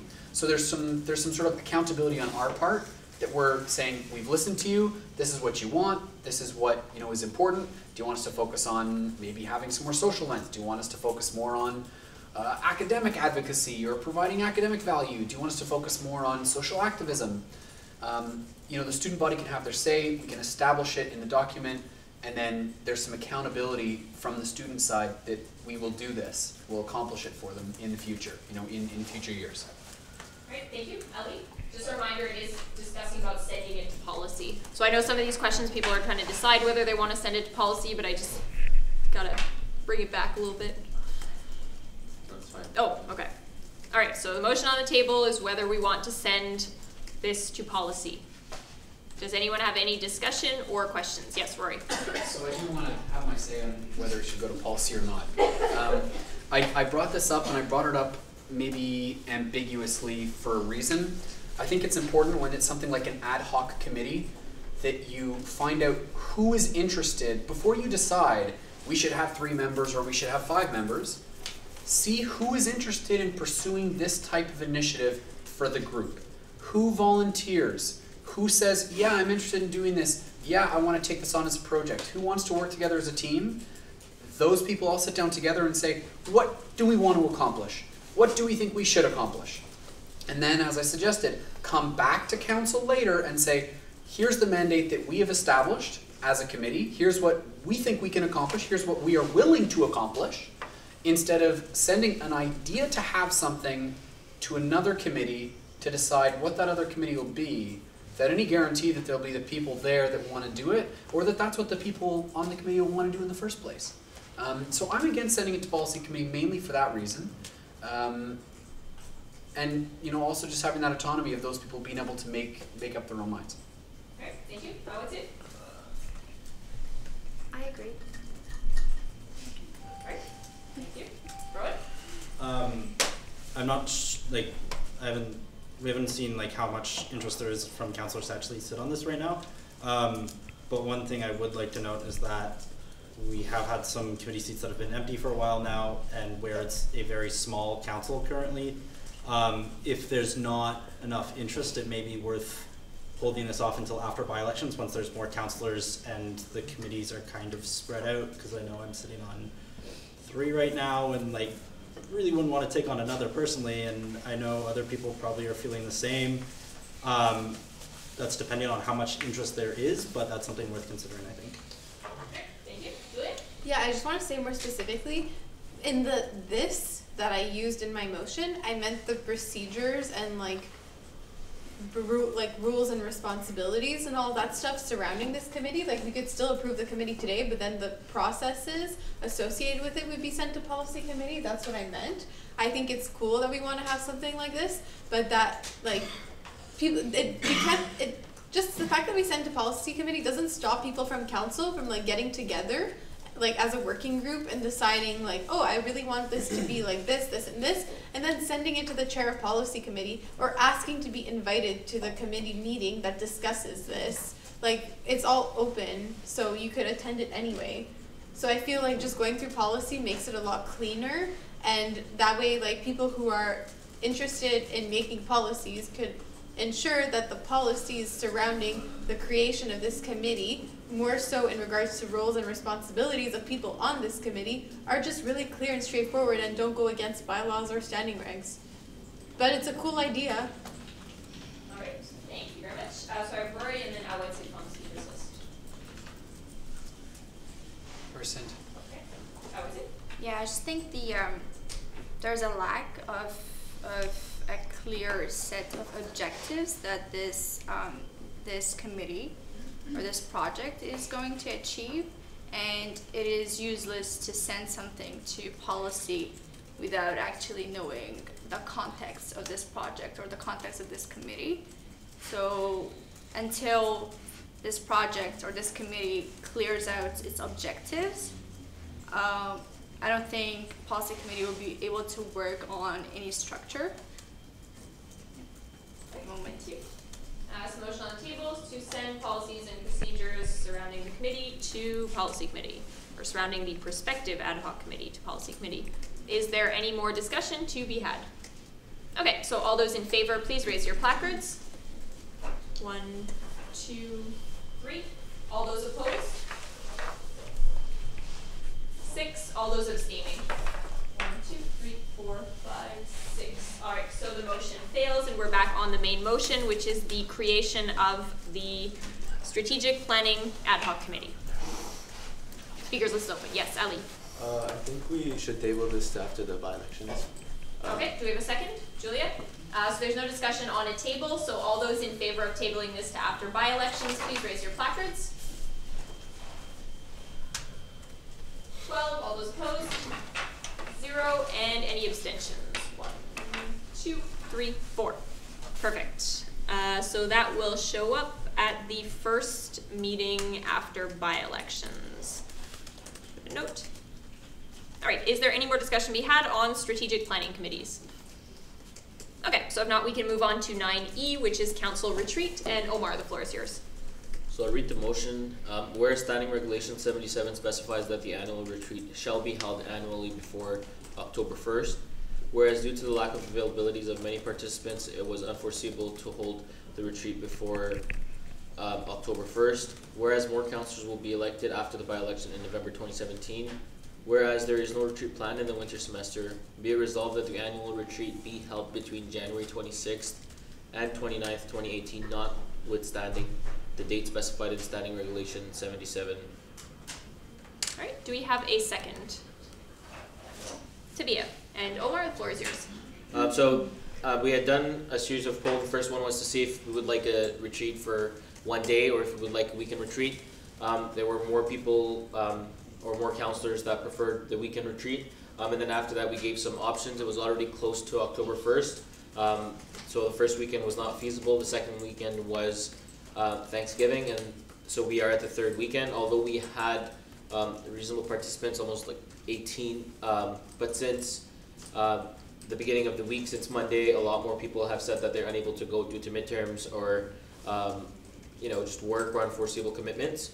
And that's why I don't think that it's going to be of great benefit for us to hold this retreat with such a small number of participants. And I say participants because it's not only councillors, it's JB, members at large, the alternate student governor, senators, members of academic caucus. Excuse me.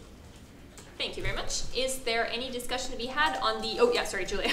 I move to amend so that it would just say that the retreat would be held in January. Because I think if we already pick a weekend and people maybe have like something on that weekend, it's a bit too specific. So maybe like if Omar makes a poll, sorry, I'm motivating, but if Omar makes a poll right away for January, we could pick and like really secure the dates and everyone could tell their jobs that like way in advance.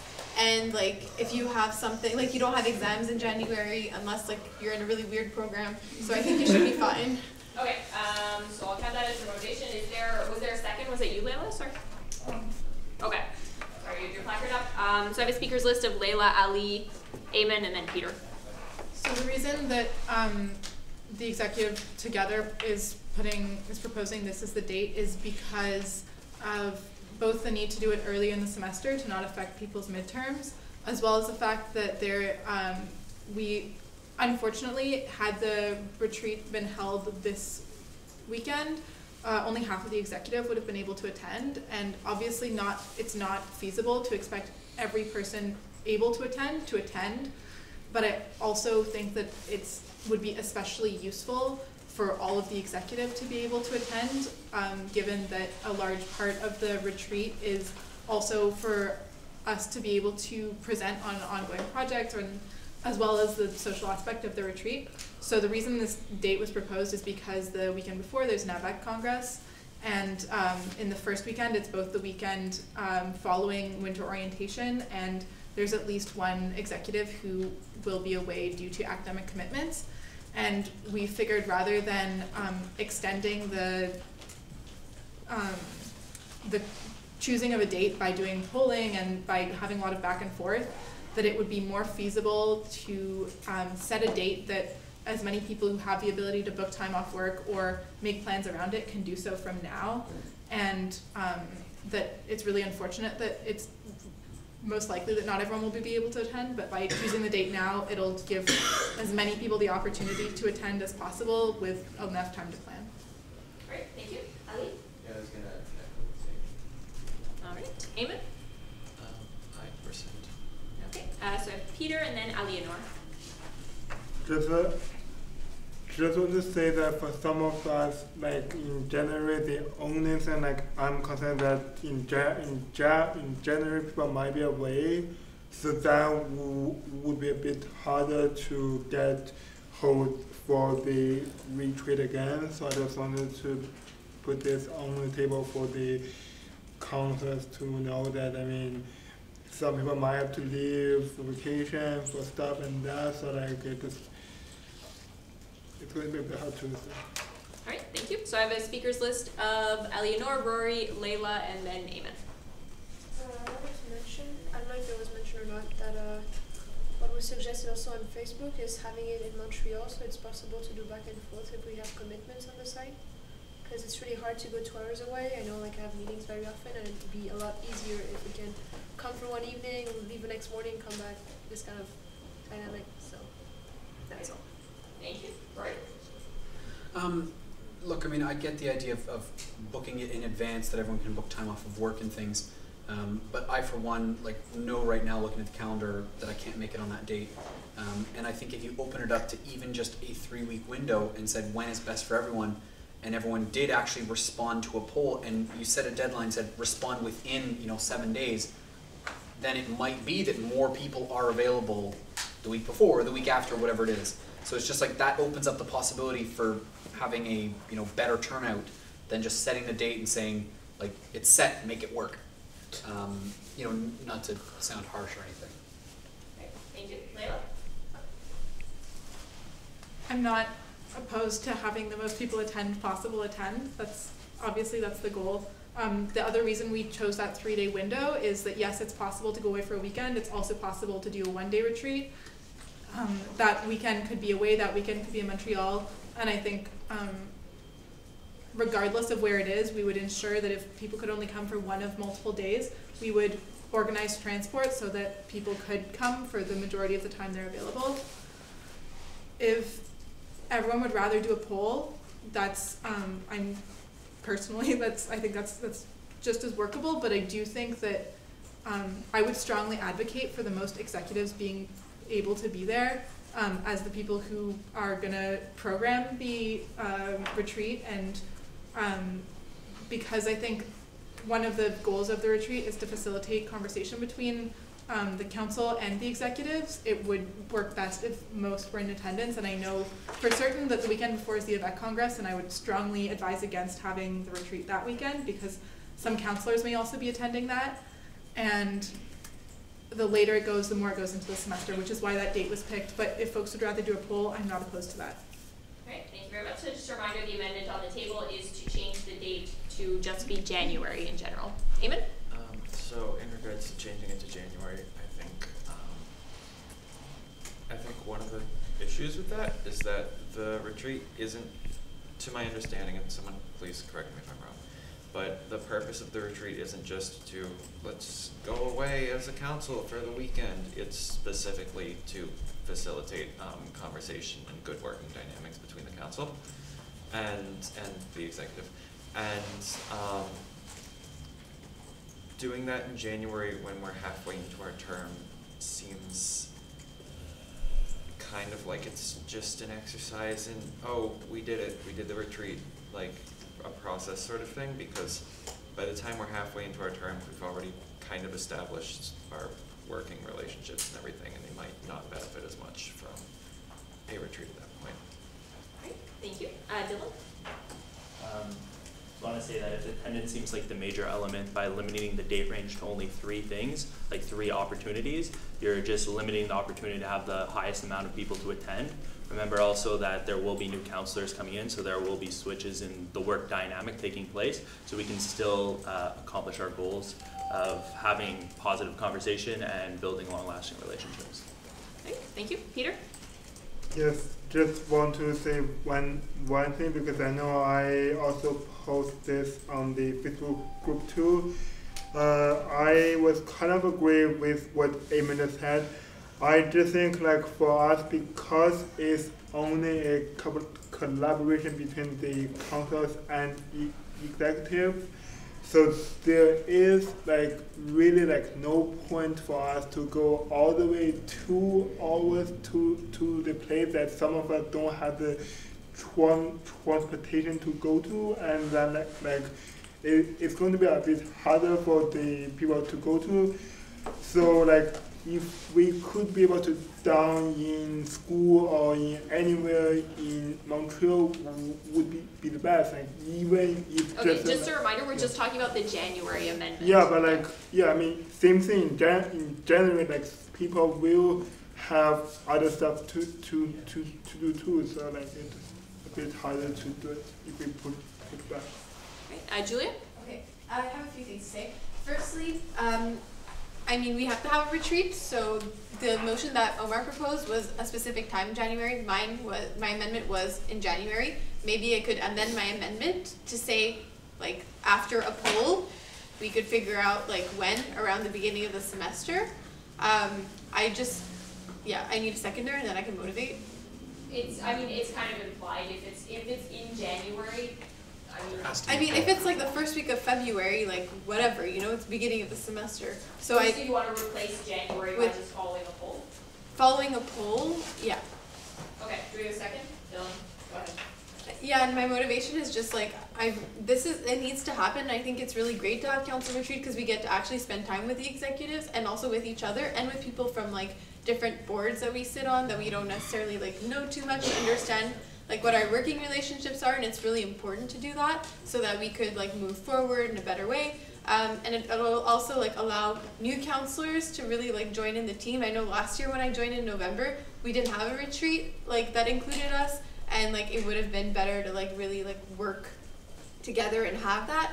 And I just think maybe a poll would be a better idea, because if people already know they can't make it on that date, then there's not really a use in doing that. And I'm sure like if we make a poll on Doodle rather than Facebook, we could have the same poll and send it out to people on the other boards, like Board of Governors, whatever, so that they could also see if they're available. And then if there's some, if none of the new counselors can make it, then we could wait until elections to figure out what the date is.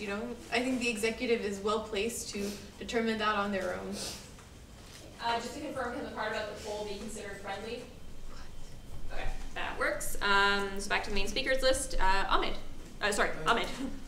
I believe, like, if we do it during winter, I believe it will be a better options. Like as Julia and Dylan has mentioned, there will be new counselors, and I think most of the people will be available at this time of the year, because during October, most of the people have midterms and exams and projects. So, yeah. Thank you. Ali and then Dylan, just to remind everyone, there's been a lot of repetition and we're just talking about January. So replacing specific January with general January, following a poll. Ali? I would rather have it in the first 2 to 3 weeks of school, because usually after that it really gets like crazy with schoolwork. We get like papers and a lot of readings and just school and everything. So if we can like try to focus it back to the first 3 weeks only, rather than just open it up even to the first week of February, because that's the same mistake that happened this time, I would say. I wanna. Thank you. Can I clarify? I wasn't a question. So I have Dylan, Omar, and then Julia. Call the question. Okay. Do we have a second? Rowan. All those in favor of calling the question, please raise your placards. 13. All those opposed? And any abstentions? 1. Perfect. So the question's been called. So we're now voting on changing specific January date to general January following a poll. Everyone understood? Perfect. So all those in favor, please raise your placards. 12. All those opposed? 0. And any abstentions? 1, 2. All right. So the amendment carries, and we're back on the main motion. There is no speakers list. Rowan? Yeah, I am curious. My laptop's almost dead, so I don't have it in front of me, but in the motion it says something along the lines of it was postponed due to unavailability. Seeing how the standing regulations clearly stipulate that it needs to be held before October 1st, I was wondering what, like in the Facebook group when the poll was sent out, it was only sent out on September 26th, which leaves less than a week before the deadline. So I was wondering what it was that caused the delay in that poll being sent out and this retreat being organized that caused it to now be possibly delayed to January. I have a direct response? Omar? So at first, we wanted to ensure that the most number of executives could be there, and it was always difficult to see at which weekend would be the best to suggest to council where the greatest number of executives would be present. And just unfortunately that delayed the whole process, where a time came that we decided to go ahead to call the retreat even if only 4 of us could be there. Right. Is there any more discussion to be had on the council retreat motion? Yes, Julia? Maybe in the future when things are like time sensitive in the standing regs or bylaws, that the executive could ensure that it makes decisions before so that councillors and other people are not inconvenienced. All right, thank you very much. That will be noted in the minutes. Is there any more discussion to be had? Okay, so all those in favor of Omar's motion with the date changed to January in general following a poll, please raise your placards. 13, all those opposed? And any abstentions? 1, 2. All right, so the motion carries. Is there any more discussion to be had on council retreat? All right, so if not, we can move on to 9F, which is by-elections. And Omar, the floor is yours.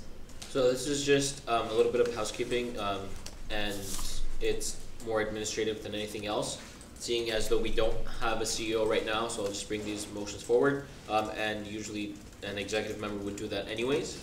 So I'll read it out. Whereas Standing Regulation 242 states that in accordance with the bylaws, a by-election for vacant seats on council shall be held such that polling period ends on the second last Thursday of November if any of the following conditions are met. A, more than 1/4 of council seats are vacant. B, all seats in one faculty are vacant. C, if a referendum in accordance with these regulations and bylaws is to be held. Whereas one of the conditions in Standing Regulation 242 is met, all seats for independent students are vacant. Whereas Standing Regulation 287 states that no later than 22 days before the polling period, the Chief Electoral Officer shall issue a general public notice to announce the holding of a poll. Should the day fall during the midterm break in February, the announcement of poll shall be issued on the first judicial day following it.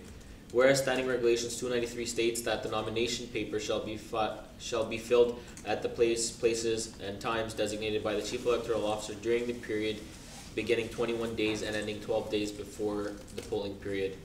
Whereas Standing Regulation 311 states that the campaigning period shall begin 10 days before the polling period and end at 9 p.m. the day before the polling period. Be it resolved that the CSU announced the CSU by-elections on October 20th, 2017. Be it further resolved that the nomination period take place between October 23rd to November 2nd, 2017. Be it further resolved that the campaigning period take place between November 7th to November 20th, 2017. Be it further resolved that the polling period take place between November 21st, that's a typo in the motion, November 21st and November 23rd, 2017, November 23rd being the second last Thursday in November. All right, do we have a second? Rowan, your motivation, Omar? So it's just to make sure that our bylaws, our by-elections are held in accordance with the standing regulations, and that they are called on time, seeing as the CEO will be appointed at the last minute, and that's something that we had foreseen. We just wanted to avoid that by doing it. Similar to last year, and I think several years before that, it is called by the executive and then sent to the CEO. And I think it also stipulates that the executive would inform the chair, who would then send it off to the CEO. So it's just regular housekeeping. All right, thank you. Rowan? Okay. Is there any more discussion we had on by-election dates? Yes, Veronica. Also, just to add, the previous person that we interviewed replied to my email right now, and he is not an undergraduate student or independent student, so I will be posting the ad right now. All right, thank you very much for that update. Is there any more discussion we had? Yes, Rory. This is posted on Facebook as well? Yes, it will be. Could we then maybe all just make an effort to participate in sharing it and promoting it, just as counselors, to make sure that we get some applicants quickly? All right, that is noted. Veronica, was that to speak? Sorry. Yeah, I'll share it on our page so everyone sees it. Cool. And we can share it from there. Thank you. All right, thank you very much, everyone. Is there any more discussion we had on this motion? Yes. I just want to point out that the motion says the polling period is 29th to 23rd. That's just a typo. Once again, it's 21st to 23rd. So just to be noted in the minutes as well, please. Yep, it'll be changed in the motion. All right, so all those in favor, please raise your placards. 9, all those opposed? And any abstentions? 1, 2, 3, 4. Perfect, so that carries. And we're back on the speakers list, which is no one. And Omar, I believe you have a second motion? Yeah, so again, this is housekeeping for us to announce the by-election. So just a little bit of context before we go on. The standard regulations state that before the general by-election in the winter semester, council has to announce how many seats are available, and then the remaining seats are filled in the by-election in fall. So I'll just read the motion from here on. Whereas the CSU general election called in February of 2017 indicated council seats available are as follows: 14 seats in arts and science, 6 seats in John Molson School of Business, 5 seats in engineering and computer science, 3 seats in fine arts, 2 seats for independent students. Whereas, as per the CEO report presented at the May 2017 General Assembly, declared that the seats filled are as follows: 10 seats in arts and science, 2 seats in John Molson School of Business, 5 seats in engineering and computer science, 2 seats in fine arts, and 0 seats for independent students. Be it resolved that the CSU announced that the following seats are available for the November 2017 by-election are as follows: 4 seats in arts and science, 4 seats in John Molson School of Business, 1 seat in fine arts, and 2 seats for independent students. All right, thank you. Do we have a second? Ali, your motivation? So council, I believe it was in February, announced how many seats are available, which were filled at the general election. After the CEO declared the people that were elected, the seats remaining are as follows that I mentioned, about 11 seats for councillors, and those will be filled hopefully in the by-election. All right, is there any discussion to be had on these seat allocations? Yes, Jeremy. If I'm resigning because I'm graduating, That opens up a seat, obviously, right? So, do you want a direct response, Omar? Actually, I think you can do that. Yeah, it would not, because you'll be resigning in January and the by-elections are only in November. So anyone who resigns after November, it just remains unfilled until the next election. Right. Is there any more discussion to be had? Okay, so all those in favor, please raise your placards. 13, all those opposed? None, and any abstentions? 1. All right. Oh, sorry, 2. So the motion carries, and we're back to no speakers list. Is there any more discussion to be had on by-elections? All right, so if not, we can move on to 9G, which is First Voices Week, and Ali, the floor is yours. So this is a very long motion, so bear with me. So whereas First Voices Week is an Indigenous student-led week of social, cultural, political, and academic events about First Peoples on campus and across Canada, whereas First Voices Week organizers are seeking to obtain sustainable funding for this yearly event, whereas the CSU has supported First Voices Week in the past and has contributed $4,000 to its 2017 edition.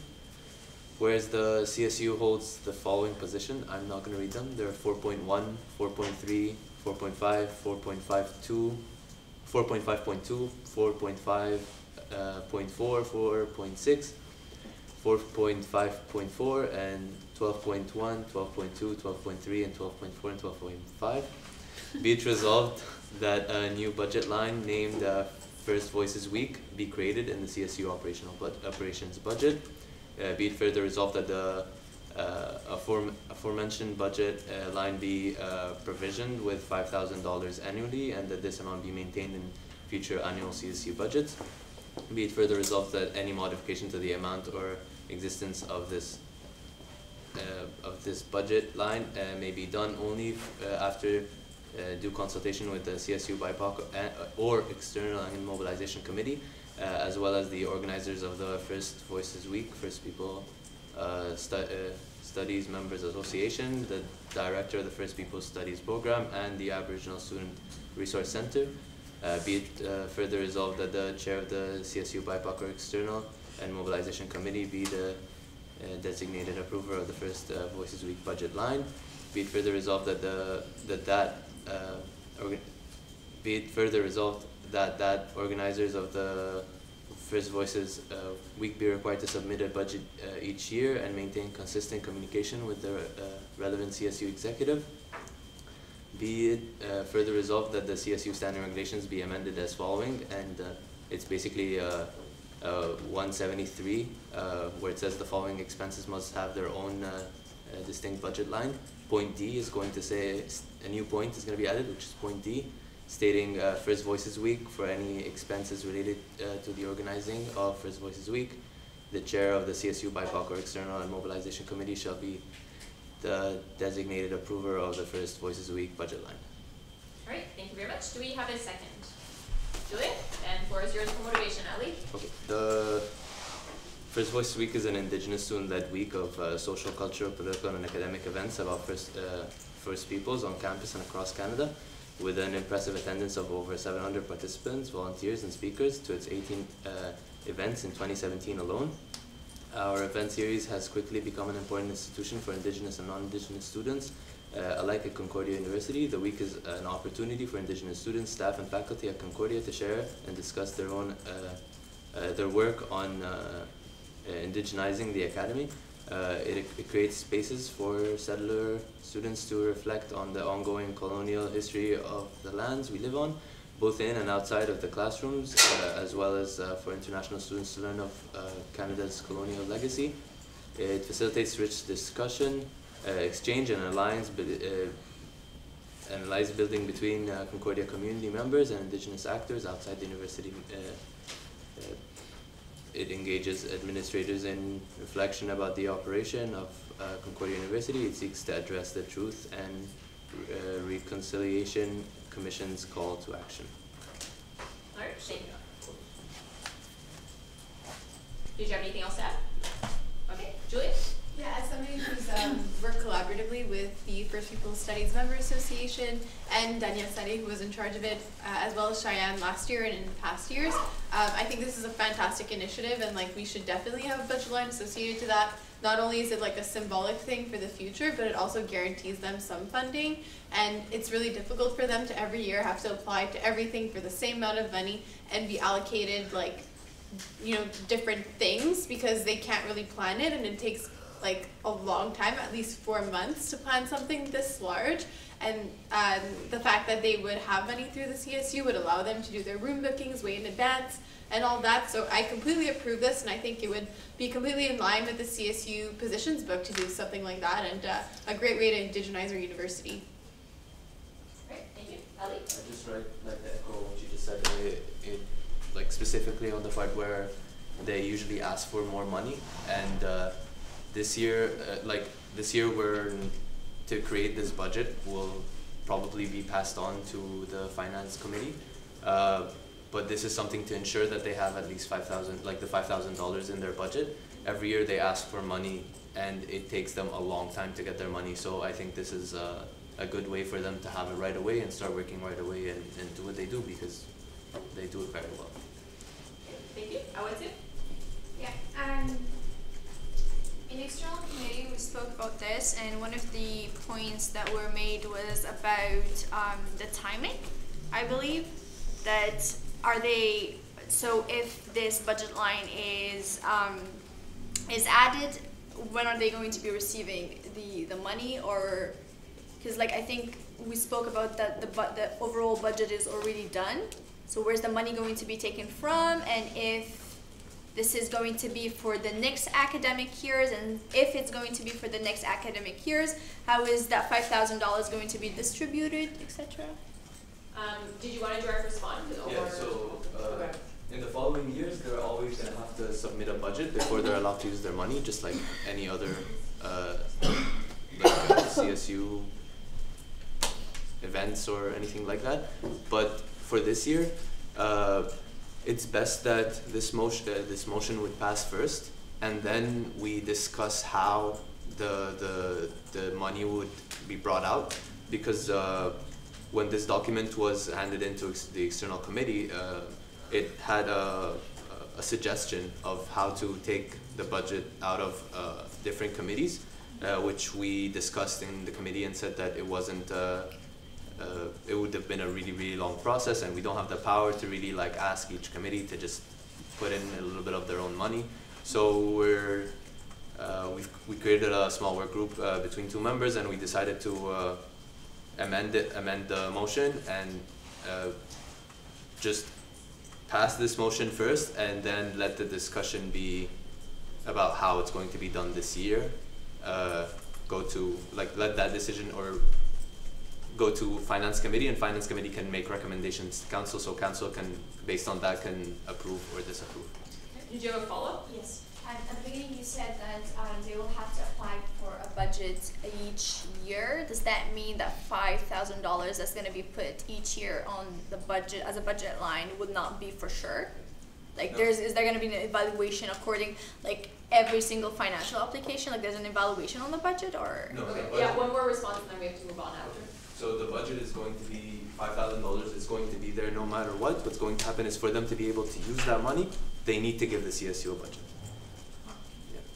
Great, thank you. So I have a speakers list of Rowan, Omar, Devin, and then Dylan. Rowan. Yeah, just to clarify, like, once council creates a budget line, that budget line starts as of that moment, aka this is made by like tomorrow.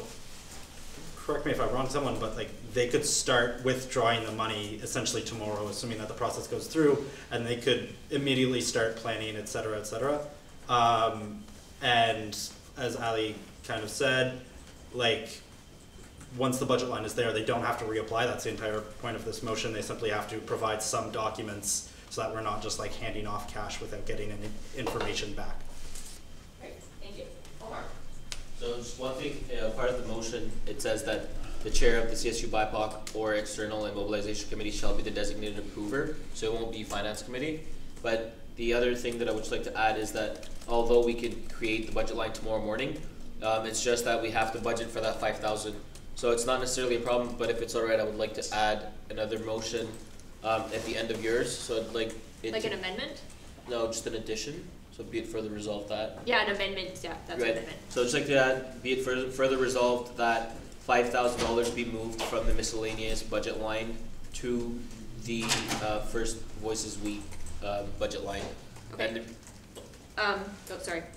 and the reason to do that is. Oh, I'll just get a second yeah. first, sorry. Okay, is there a second first? Okay, Ali, can the amendment be considered friendly, first of all? Okay, so I'll let Omar motivate.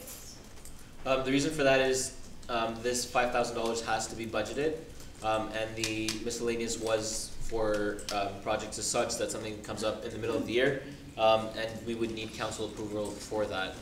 And this would be a one-time thing just for this year, whereas next year, when the budget is being made, the $5,000 would have to be incorporated in the operating.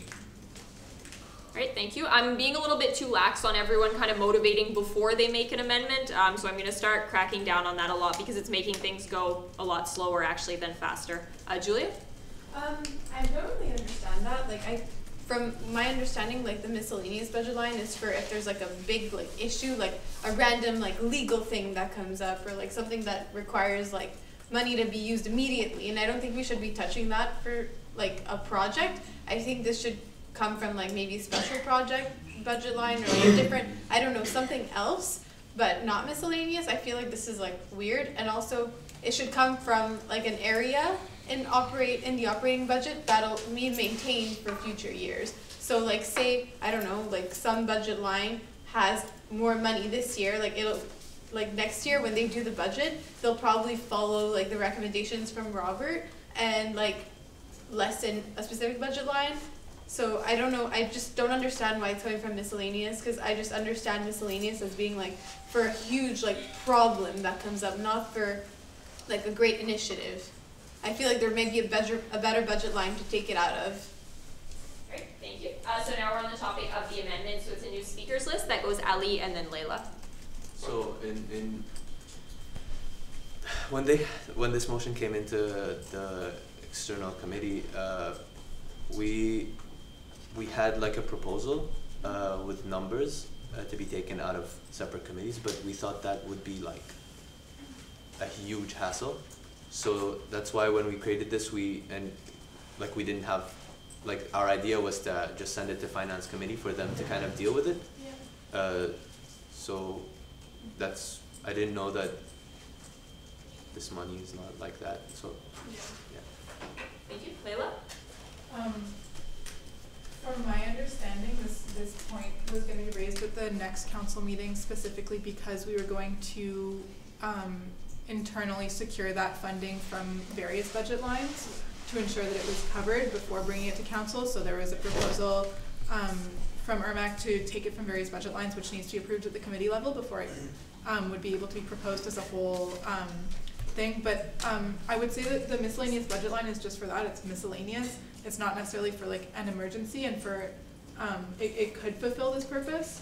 And I think ultimately, if we're already discussing this, we could either go with the miscellaneous option, or we could approve I'm fairly certain to approve the like establishment of a budget line, and then for the funds to be reallocated from existing budget lines. But yeah, this was going to be raised at a next council meeting for that exact reason, because in the meantime it needs to be filled somehow.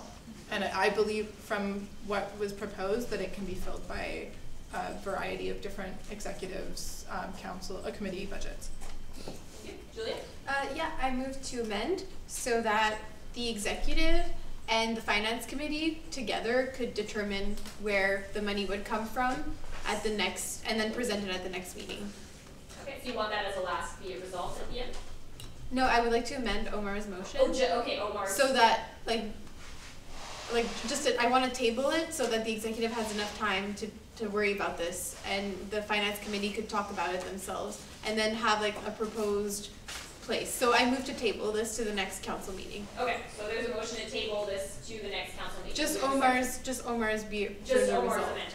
Yeah, sorry. Seconded by Devin. Do you want to motivate? Oh no, sorry, it's a motion to table. Sorry. So there's no discussion on a motion to table. So all those in favor. Point of information. Yep. What are we tabling exactly? Omar's amendment to the motion. Yep. Is everyone on the same page? Just another question. Does that mean that the motion stands as is, but just without the amendment? Yes. Okay. All right, so just Omar's amendment about the miscellaneous. Do you have a question? Or is it? To be added. Oh, okay. Okay, so all those in favor of tabling, please raise your placards. 7, all those opposed? 1, and any abstentions?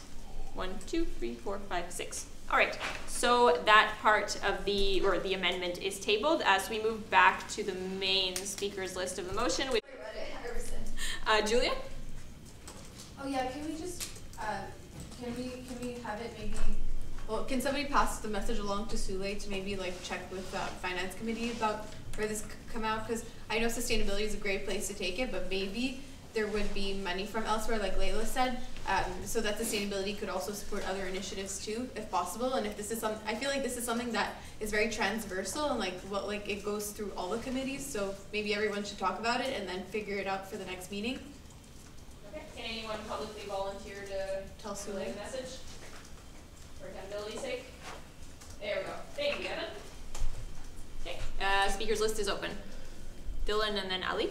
I would motion to postpone this to next council meeting, because it seems that there's a lot of individuals who brought up the ideas that next council meeting we would actually talk about it. Next council meeting we tell you exactly how it works. Next council meeting we'll tell you where the money comes from and all these things. So why don't we let the executive do their due diligence, come up with an actual plan of exactly how the money is allocated as well as where it's allocated from, and have a full presentation next week when we're all informed. Was by that next an week, next official time. motion to table? Yeah. Okay, let's do we have a table that. second? Rowan? Okay, so all those in favor of tabling the motion until next council, please raise your placards. 5. All those opposed? 1, 2, 3, 4, 5, and any abstentions? 4. Okay, so it doesn't obtain a 50% plus 1, so it does not get tabled. Speakers list is Ali and then Julia. And then Rowan. The part about taking money out of different committees, so if it's going to be taken out of sustainability, all of it, because for example external already allocated through both its budgets some money to go to this event, so the way it's going to happen, you're just going to take $5,000 out of yours and we're just going to rescind the money, like we're going to just like stop the money that we were going to give, or is it going to be a collective? I'll allow a direct response, but try to address the chair in the future. So this was from the conversation that I had with the individuals in the summer, but if it has changed through your meetings, then I just suggest we have a meeting and then we can discuss with like the external committee and finance, because when I had the conversation, it was coming from sustainability. So that was my understanding from it, but if things have changed, we should just have a meeting between the two groups. Thank you. Julia? Yeah, I just want to stress the importance of like passing this today so that they know that they have $5,000. If we wait a bit longer, like the booking gets stalled and all that, and I think like we could still pass this. There will be $5,000, whether it comes from sustainability or somewhere else. Like we'll decide on that next time, but we could decide on this now. Okay, Roy? Yeah, that's along the lines of what I was going to say. I mean, it would definitely be better if we found somewhere to take this out of now. That being said, I would prioritize, like Julia said, making sure that they know that they have the money and can proceed. Yeah. That being said, we have a $1.6 million operating budget. I think it can take a $5,000 hit, especially for something that we can look at reallocating. Yeah. Okay, thank you. So I have Dylan and then Omar. I'm curious, why only $5,000? If it seems like the sentiment is that it's so important, and if they had more money, theoretically, we're just budgeting it for them, so they're not actually required to use it if it doesn't fit the requirements. It would still be up to the individuals in the motion to allocate the amount fully, but we could theoretically budget more. Why not? Do you want to direct respond? I mean, they get the money from different people. They don't usually go for one place, and it's safer for them too. I mean, they used only 4,000 last year, but it's better to leave this gap for growth if they need to grow. So that was the reason why the CSU would allocate $5,000, and then whoever wants to allocate on the other side could also do that. Okay, thank you. Omar? Again, so because like you mentioned that there's a large operating budget, we could take it out of the miscellaneous. And the reason for miscellaneous is not only emergencies, there are other funds available for emergencies. The miscellaneous is 50,000. If it goes to 45, it's not a substantial difference. Instead of taking it from other committees that can use it for other projects. And we are already probably going to have a surplus because not all budgets are used to 100%. So I just suggest that we simply take it out of the miscellaneous. Okay, thank you. Julia and then Rowan. Yeah, I have two parts to my comment. The first is if they ask for $5,000, I think we should respect that and continue with that and not give them more. If they wanted more, they would have asked for more, and I really believe that if we want to follow through in the spirit of this, like we need to respect that this is what they asked for. It's just, it falls in the same, along the same lines as like the BIPOC committee, you know, like this is what they asked for, let's give it to them. And then I think like maybe what Omar's saying is valid, but I think it should be up to finance committee to discuss it and then come up with a proposal so that they could see like all their options. I think Sule is probably like very well versed with the budget, and he could find somewhere with the finance committee. Anyway, just thank you. Rowan? Is there a speakers list? No. Okay, so there's no more speakers list. So there's nothing else to discuss. We can move to a vote. So all those in favor of Ali's motion, please raise your placards. 9. All those opposed? 0, and any abstentions? 1, 2, 3, 4, 5. Perfect. So the motion carries. Can I have a yes noted, please? Yes, that is noted. All right, Ali as well. Okay, so is there anything else to discuss on First Voice this week? Okay, so if not, we can move on to Loyola Coordinator Report, and Rowan, the floor is yours to move to approve it. Be it resolved that the Loyola Coordinator Report be edited and resubmitted for the next council meeting. Or that. Do we have a second? Kenny, your motivation, Rowan? Sure. So just one thing when I was reading through the report, also disclaimer, I sit on the Loyola committee, so that's why I know some of the stuff that's going on. Just kind of a mistake, and I'm assuming how it was worded, like it's nothing super important, but when it's discussing the G Lounge, it says that the CSU has the intentions to renovate the space for the greater benefit of all students. It's a bit more complex than that in my mind. What's actually happening right now is there's not negotiations, but an ongoing conversation between the IFC, the Dean of Students Office, and the CSU and it's something that the CSU has put on the table and is discussing, but as it currently stands, we do not have the intentions, nor has it been mandated by council that we have set intentions to renovate the space. Knowing that the Dean of Students office probably reads all these documents, I just want that to be something that's cleared up when this report goes through. All right, thank you. Is there any more discussion to be had on the Loyola report? Okay, so all those in favor of sorry, editing and resubmitting, please raise your placards. 8. All those opposed? 1, and any abstention? 1, 2, 3, 4, 5. All right, so that carries. If there's no more discussion on Loyola coordinator report, we can move on to external coordinator report. And Rowan, that's yours. Sure. Motion to approve. Okay. I motion to approve. Do you have a second?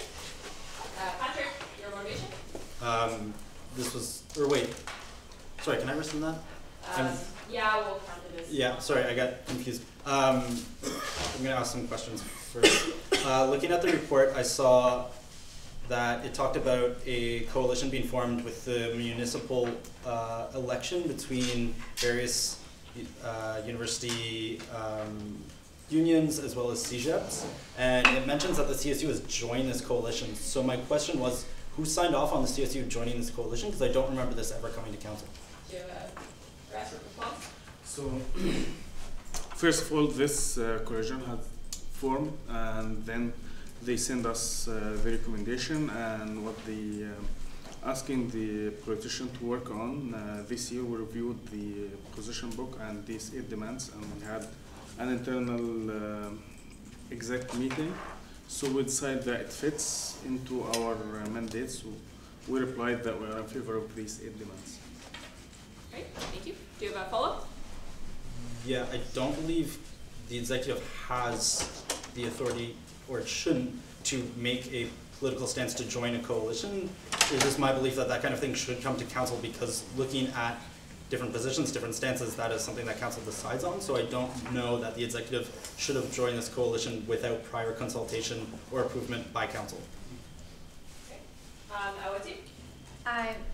Maybe this is to clarify what was happening. Just a question as well. Has the CSU joined as a viewer instead of a member, or as a member, like an official member? Because a viewer, I think it's fine to go to meetings and just hear the discussion, maybe contribute a bit, but a member, I think there are more, what do we call, contributions that need to be made. Yeah.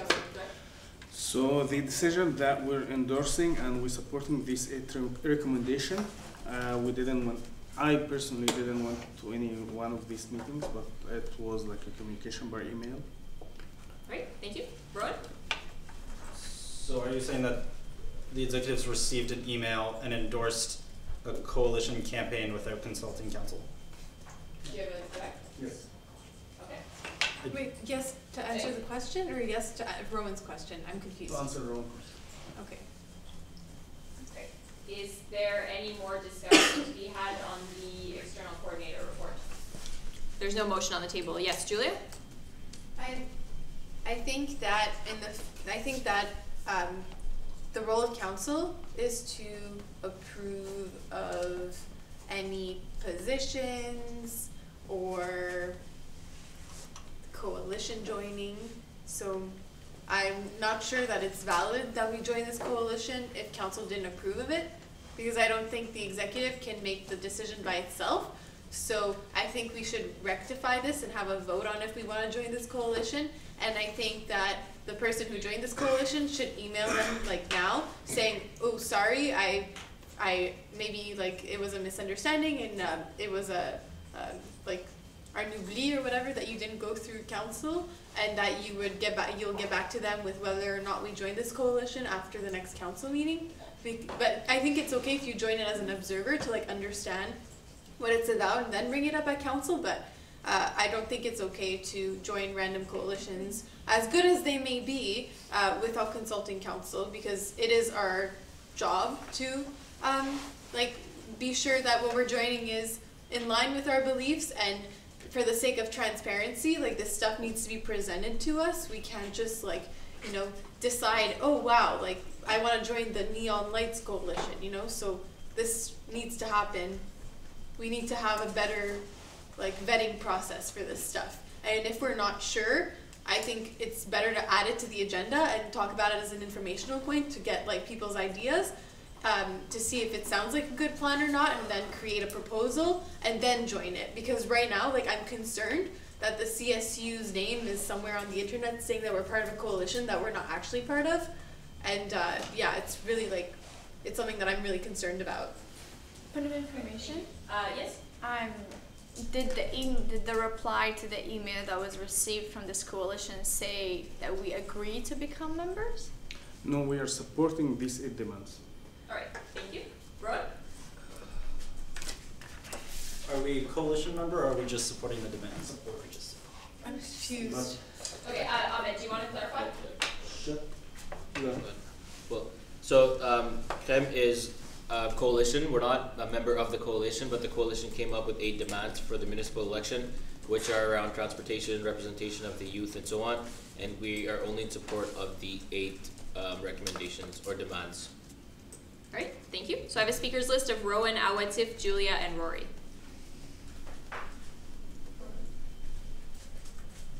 Whereas the CSU, I'm not going to bother, sorry, be it resolved that the CSU rescind its support of the coalition until further decision comes from council. Okay, do you have a second? Ali, your motivation?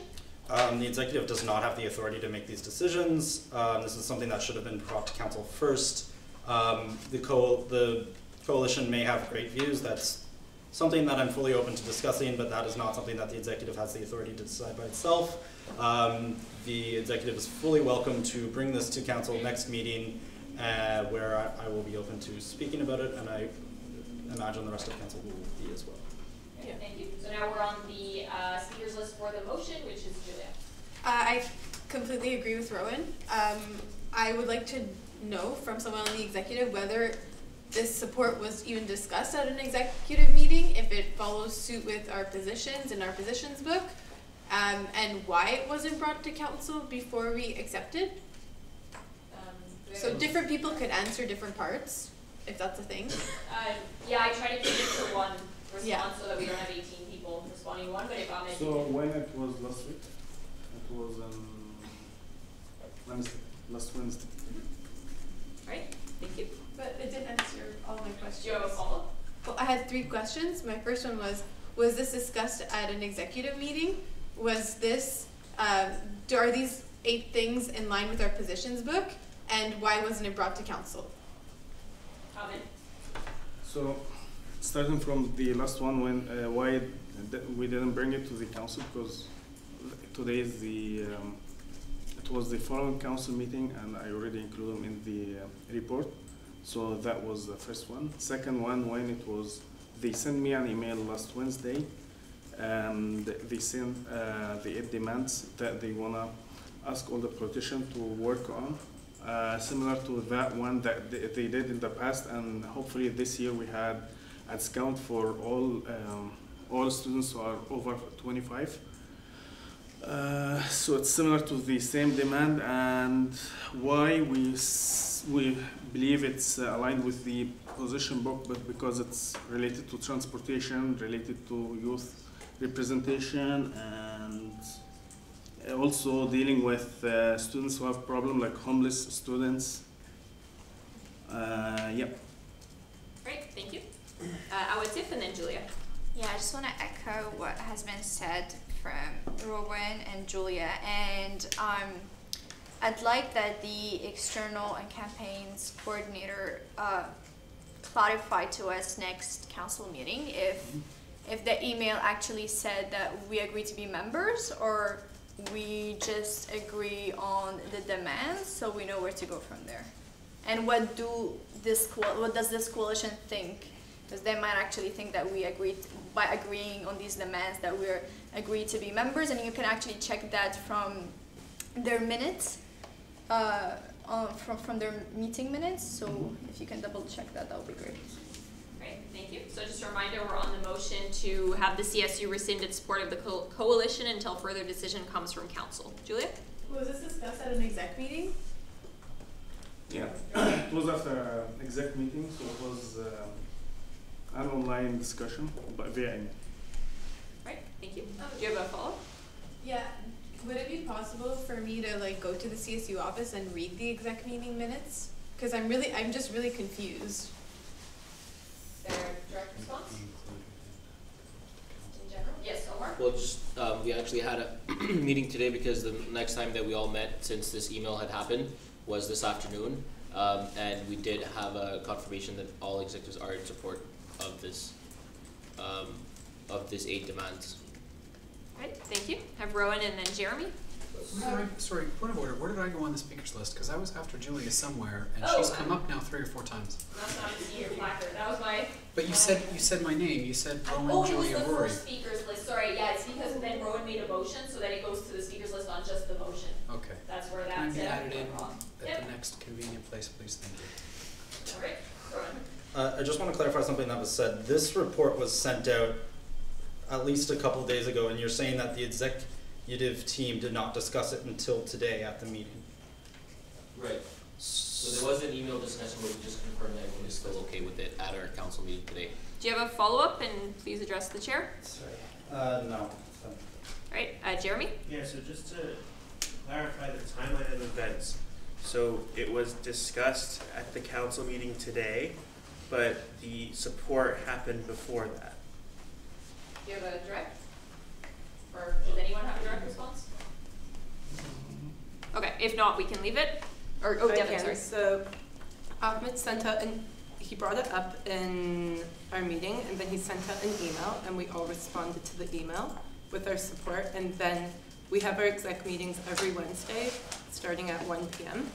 And then he confirmed it today in a point, and we all nodded our heads, agreeing that we saw this. Right, do you have a follow-up? Yeah, so again, to clarify, you were all consulted Yes. before the support happened? Yes. All right, thank you. So I have Rory, Dylan, and then Julia. Okay, so my point on supporting this, again, regardless of whether we agree with it or not, I don't think that there is a difference between saying we support these demands and officially joining the coalition. If the coalition's purpose, if their entity is to support bringing these demands to the municipal elections, us supporting the demands is essentially the same thing. Us telling them we're supporting their demands is essentially us joining the coalition. Whether we are using the words, yes, we will officially become partners with you in your fight, or not, it's the same thing. So I don't think we should be splitting hairs that way. If we say we support it, we've joined this coalition. The argument now is whether we should have and whether we need to be bringing it back or not. Right, thank you. Julia? I want to clarify something with the executive. Were you asked, hi, person, executive of the CSU, individual, do you as a person support this initiative? Do you think it would be good for the CSU to eventually join it after talking to council? Or were you asked, hey, let's join the coalition? Like, that's what I'm confused about. Were you asked, like, oh, is this worthy of bringing to council? Or were you asked, to join it right away? Because if it was a conversation about whether or not it adhered to CSU values, that's fine. And then maybe there was a misinterpretation or something. But I'm not sure if everyone understands the role of council vis-a-vis the role of the executive. And I just wanted clarification on that. Can anyone respond to the question? All right, thank you. I would really like a response, honestly. I can't force anyone, but Layla? Yeah. To clarify, when this was brought forward, it wasn't council, mentioning council wasn't an explicit part of that conversation. The list of demands was made known to us by email, and I was personally asked if I was on board with those demands. Okay. And as far as this, yeah, that's all I'll say. Thank you. I would say. Yeah. I see where Rory comes from, where his argument comes about there's no difference between supporting these demands and being part of the coalition, but I've had experiences with these kind of coalitions and these kind of unions or groupings, and it's important for us to know if they think we are official members or not, because official members have certain responsibilities and certain contributions that they need to make to this coalition or to this union or to this group. But just supporting something could be, I can give you an example, could be I'm part of a club and then another club wants me to support an event or a campaign that they're doing, and I'll just support it, but that doesn't mean I'm part of the work or the working group that's working on the events that I have to put in money or I have to put in energy or effort. So again, I'd like to know from the executive next council meeting. Alright, thank you. Dylan? I was curious as if the reasonability of these demands were at all pursued, or was it a case of, oh, I like this demand? For example, if there was a demand to give every student $1 million, right? It sounds great. I think everyone would support it, but is it actually reasonable and practical to implement these demands? The speakers list is open, either for a response or, no, I know I can't force anyone to respond though. Okay, if there's no response, I'll move on. Julia? I think we should vote on this, and then there should be a presentation so that we could actually make an informed decision in the future. So, yeah. Okay, so there's no more speakers list, and the motion on the table is be it resolved that the CSU rescind its support of the coalition until further decision comes from council. So if there's nothing else to discuss, all those in favor, please raise your placards. 13, all those opposed?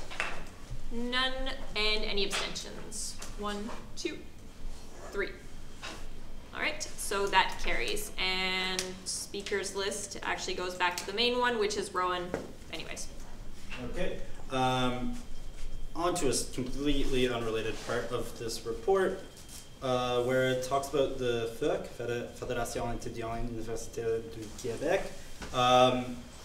It talks about an estimate of funds available, as well as last meeting. It really doesn't clearly explain what's happening here, and I was wondering if the external mobilization or certainly several members of that committee, since I see some placards going up, could kind of expand on what is happening. Okay, do we have a direct? Was the question for anyone or for the external coordinator? I guess. Okay, I'll give it to Ali because you raised the placard first. Well, we've been asking we've been asking many questions about this because we don't know any information.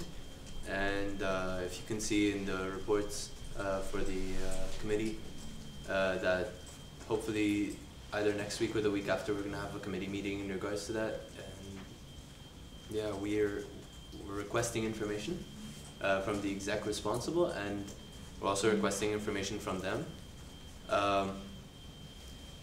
So we don't know, and that's a problem. It's a problem that we were not present and that we don't know what's going to happen. Alright, thank you. Awati? Yeah, actually Ali has said it all, but just to add, we've asked the external mobilization coordinator, I called you external campaigns coordinator, sorry,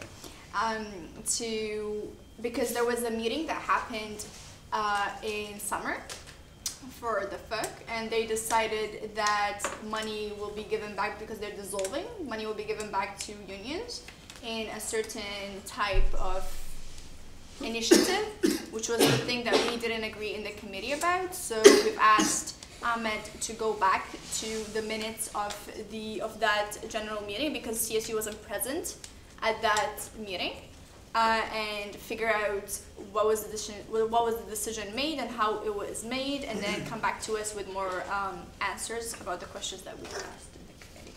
Thank you. So I have a speakers list of Julia, Rory, Omar, and Rowan. Rescind. Okay, Rory? Okay, Omar?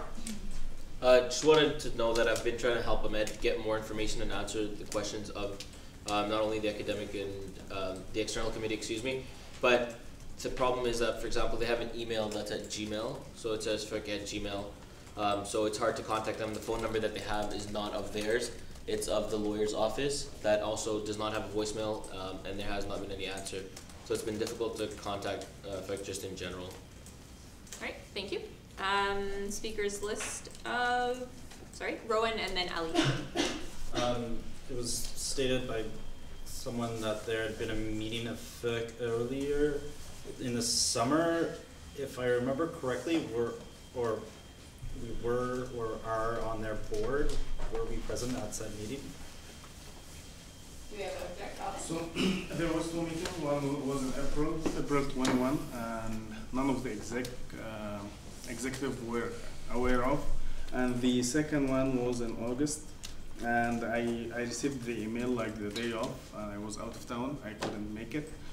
However, I received a letter from them in September, and we forward this letter to the lawyer just to clarify and get the legal advice. And hopefully the lawyer will send us a reply soon, like tomorrow, hopefully, or the lawyer send. Can you clarify? Yeah, so by the end of this week, we should have an update as to the contract as well for FIC. Right, thank you. And I sent them like over 3 emails or 4 asking for the 3 points that it's mentioned in my report, and I didn't receive any answer. So I had to go to the classic way, and I sent them a letter. And hopefully this letter they will receive it today. I have the track number, so I'm gonna track it, and hopefully we will get an answer. Alright, thank you. I have a speakers list of, sorry, it keeps closing, a speakers list of Ali and then Awatif. Okay, so this topic is very, very important, and we, in external mobilization committee, we were concerned about the money because it's probably going to be a big chunk. I have a suggestion in regards to the old members of the organization. I think even if we should go approach them themselves,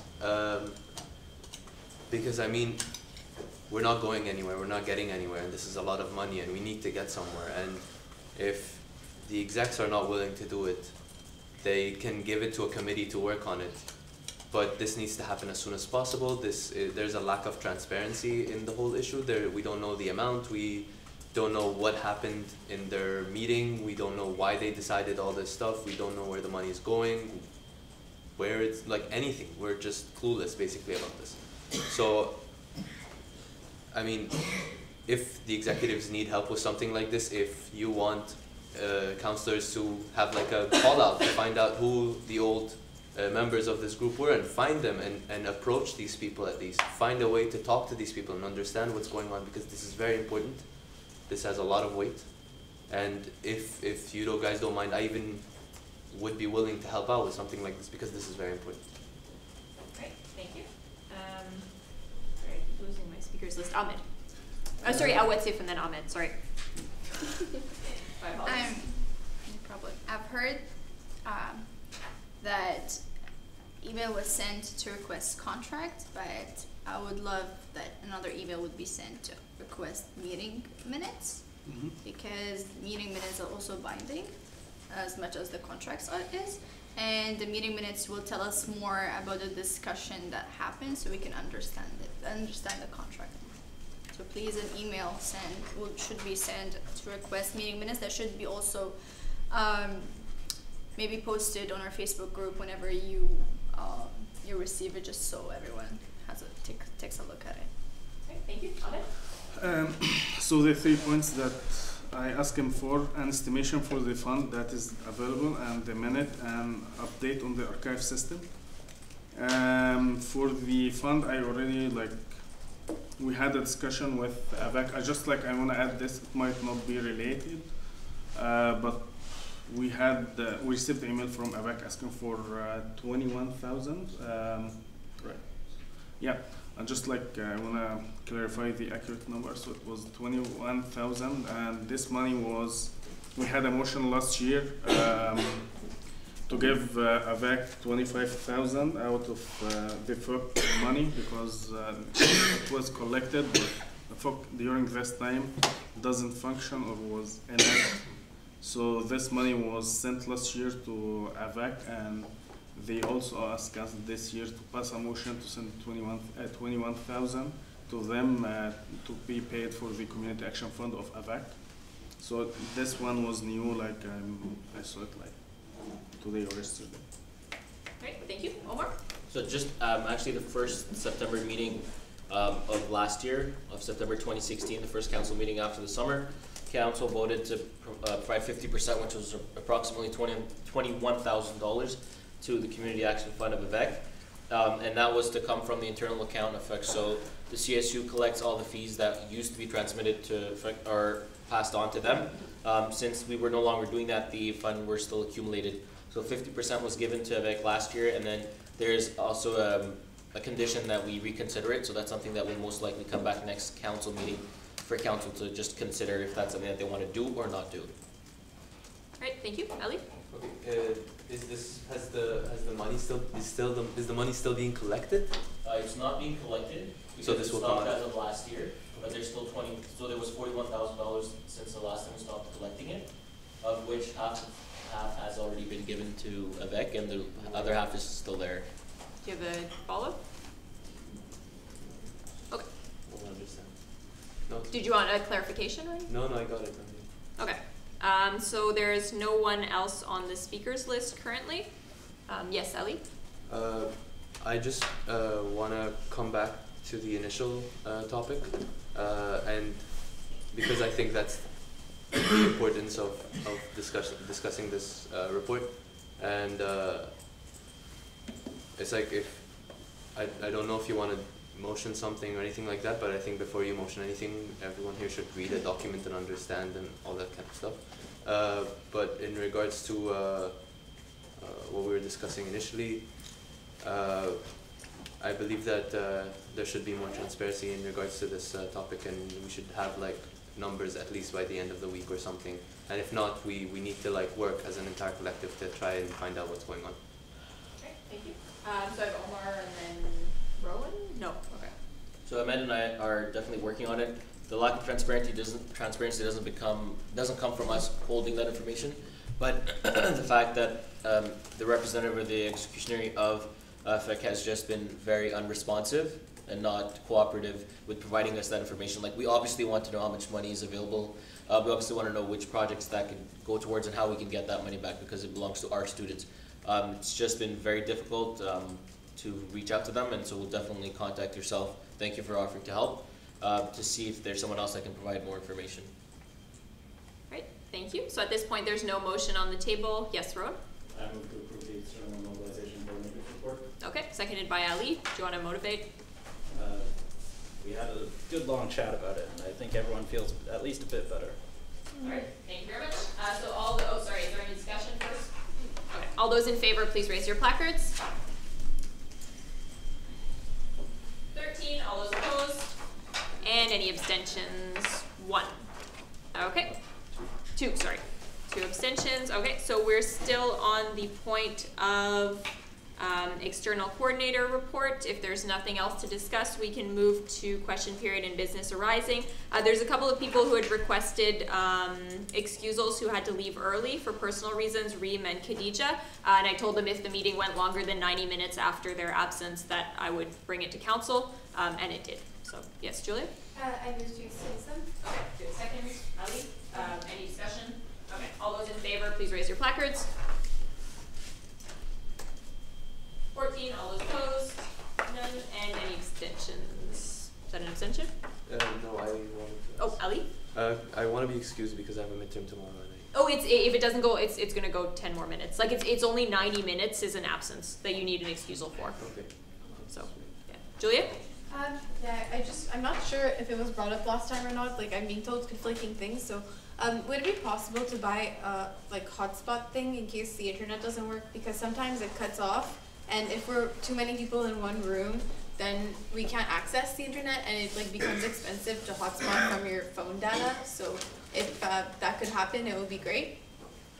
All right, thank you. It's noted. I don't know, did you want a response to it?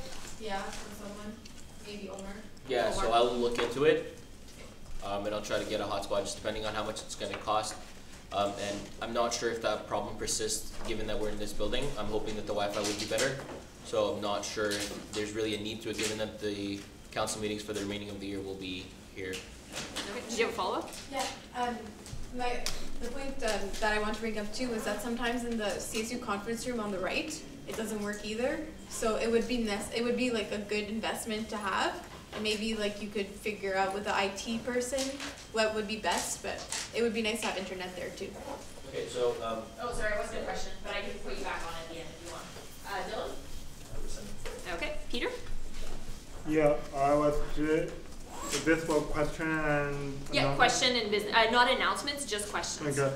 Yes, I just wanted to, like, my thing was directly to both to the three of Layla, Gabby, and Veronica, because I just, as you guys know, I just come back, so it might take me a bit of time to really get stuff down. So just wanted to let you guys know, and also let all the counselors know if there's anything that need me to do it, just send to me, and I might need a bit of time because I just come back. So yeah, just for the no. All right, thank you. Eamon? Oh, sorry. Ahmed. Same as I Oh, it's okay. It's only if you miss 90 minutes of a meeting, it requires an excusal. Like if you miss 5 minutes or you have to leave like 5 or 10 minutes early, it doesn't require an excusal for council. Kemi? Can I move to adjourn? I'm just going to see if there's any announcements or more questions, just because people do have things to say and I don't want to cut the meeting just because of time. Yeah, Dylan? Well, I was going to actually ask to be excused because I came at 120 minutes because I wasn't able to get out of my prior engagement, but have been here since 8:20. So. All right, so that is a good use of one's request for excusal. Do we have a second? Rowan. So all those in favor of excusing Dylan, please raise your placards. 13, all those opposed, and any abstentions? Okay, 0. So Omar and then Layla, speakers list. I'll actually understand. Okay, Layla? Just a reminder, next week there isn't council, but there's consent training. Also circulate the posting for the CEO job. And there's a Dean of Students cocktail tomorrow that all of you have been invited to by email. It's about orientation, but I just suggested that all of you be invited. So you should come. All right, thank you. So I'll just go this way. We've kind of transitioned into announcements at this point. Julia? Yeah, so I am continuing relaunching the menstrual hygiene products campaign that I am really into. So there will be a lot of announcements and stuff in the future about how to get involved. But if you want to get involved, please just come see me or message me on Facebook. I would love your support. The CSU has expressed support for people that menstruate, so it would be super cool to have you all around. We're going to be giving free products again and having a huge communications campaign. So yeah, thanks. Great, thank you. Oh, sorry. Eleanor? What's the question about the thing about approving we have to RSVP? Okay. Oh, sorry. Can someone? Did you have a response? Yeah, it was from 4 to 9, I think. Here, I think, on the 9th floor, I believe. Or, yeah. 4 to 7. Or something like that. Yeah. All right. Thank you. Devin? Yeah, so Julia, I remember a council meeting earlier. You motioned for $2,000 to be added to sustainability for the menstrual hygiene project. So is that a collaboration that you were wanting? Okay, cool. I misunderstood. So it looks like we should have a meeting soon. Yeah, we should. Perfect. Thank you. All right. Does anyone else have any announcements or questions? Yes, Dylan? Sorry, Jeremy. Yeah, just make sure there's no more announcements. Okay, I'll entertain it. Seconded by Rowan. All right, we are adjourned.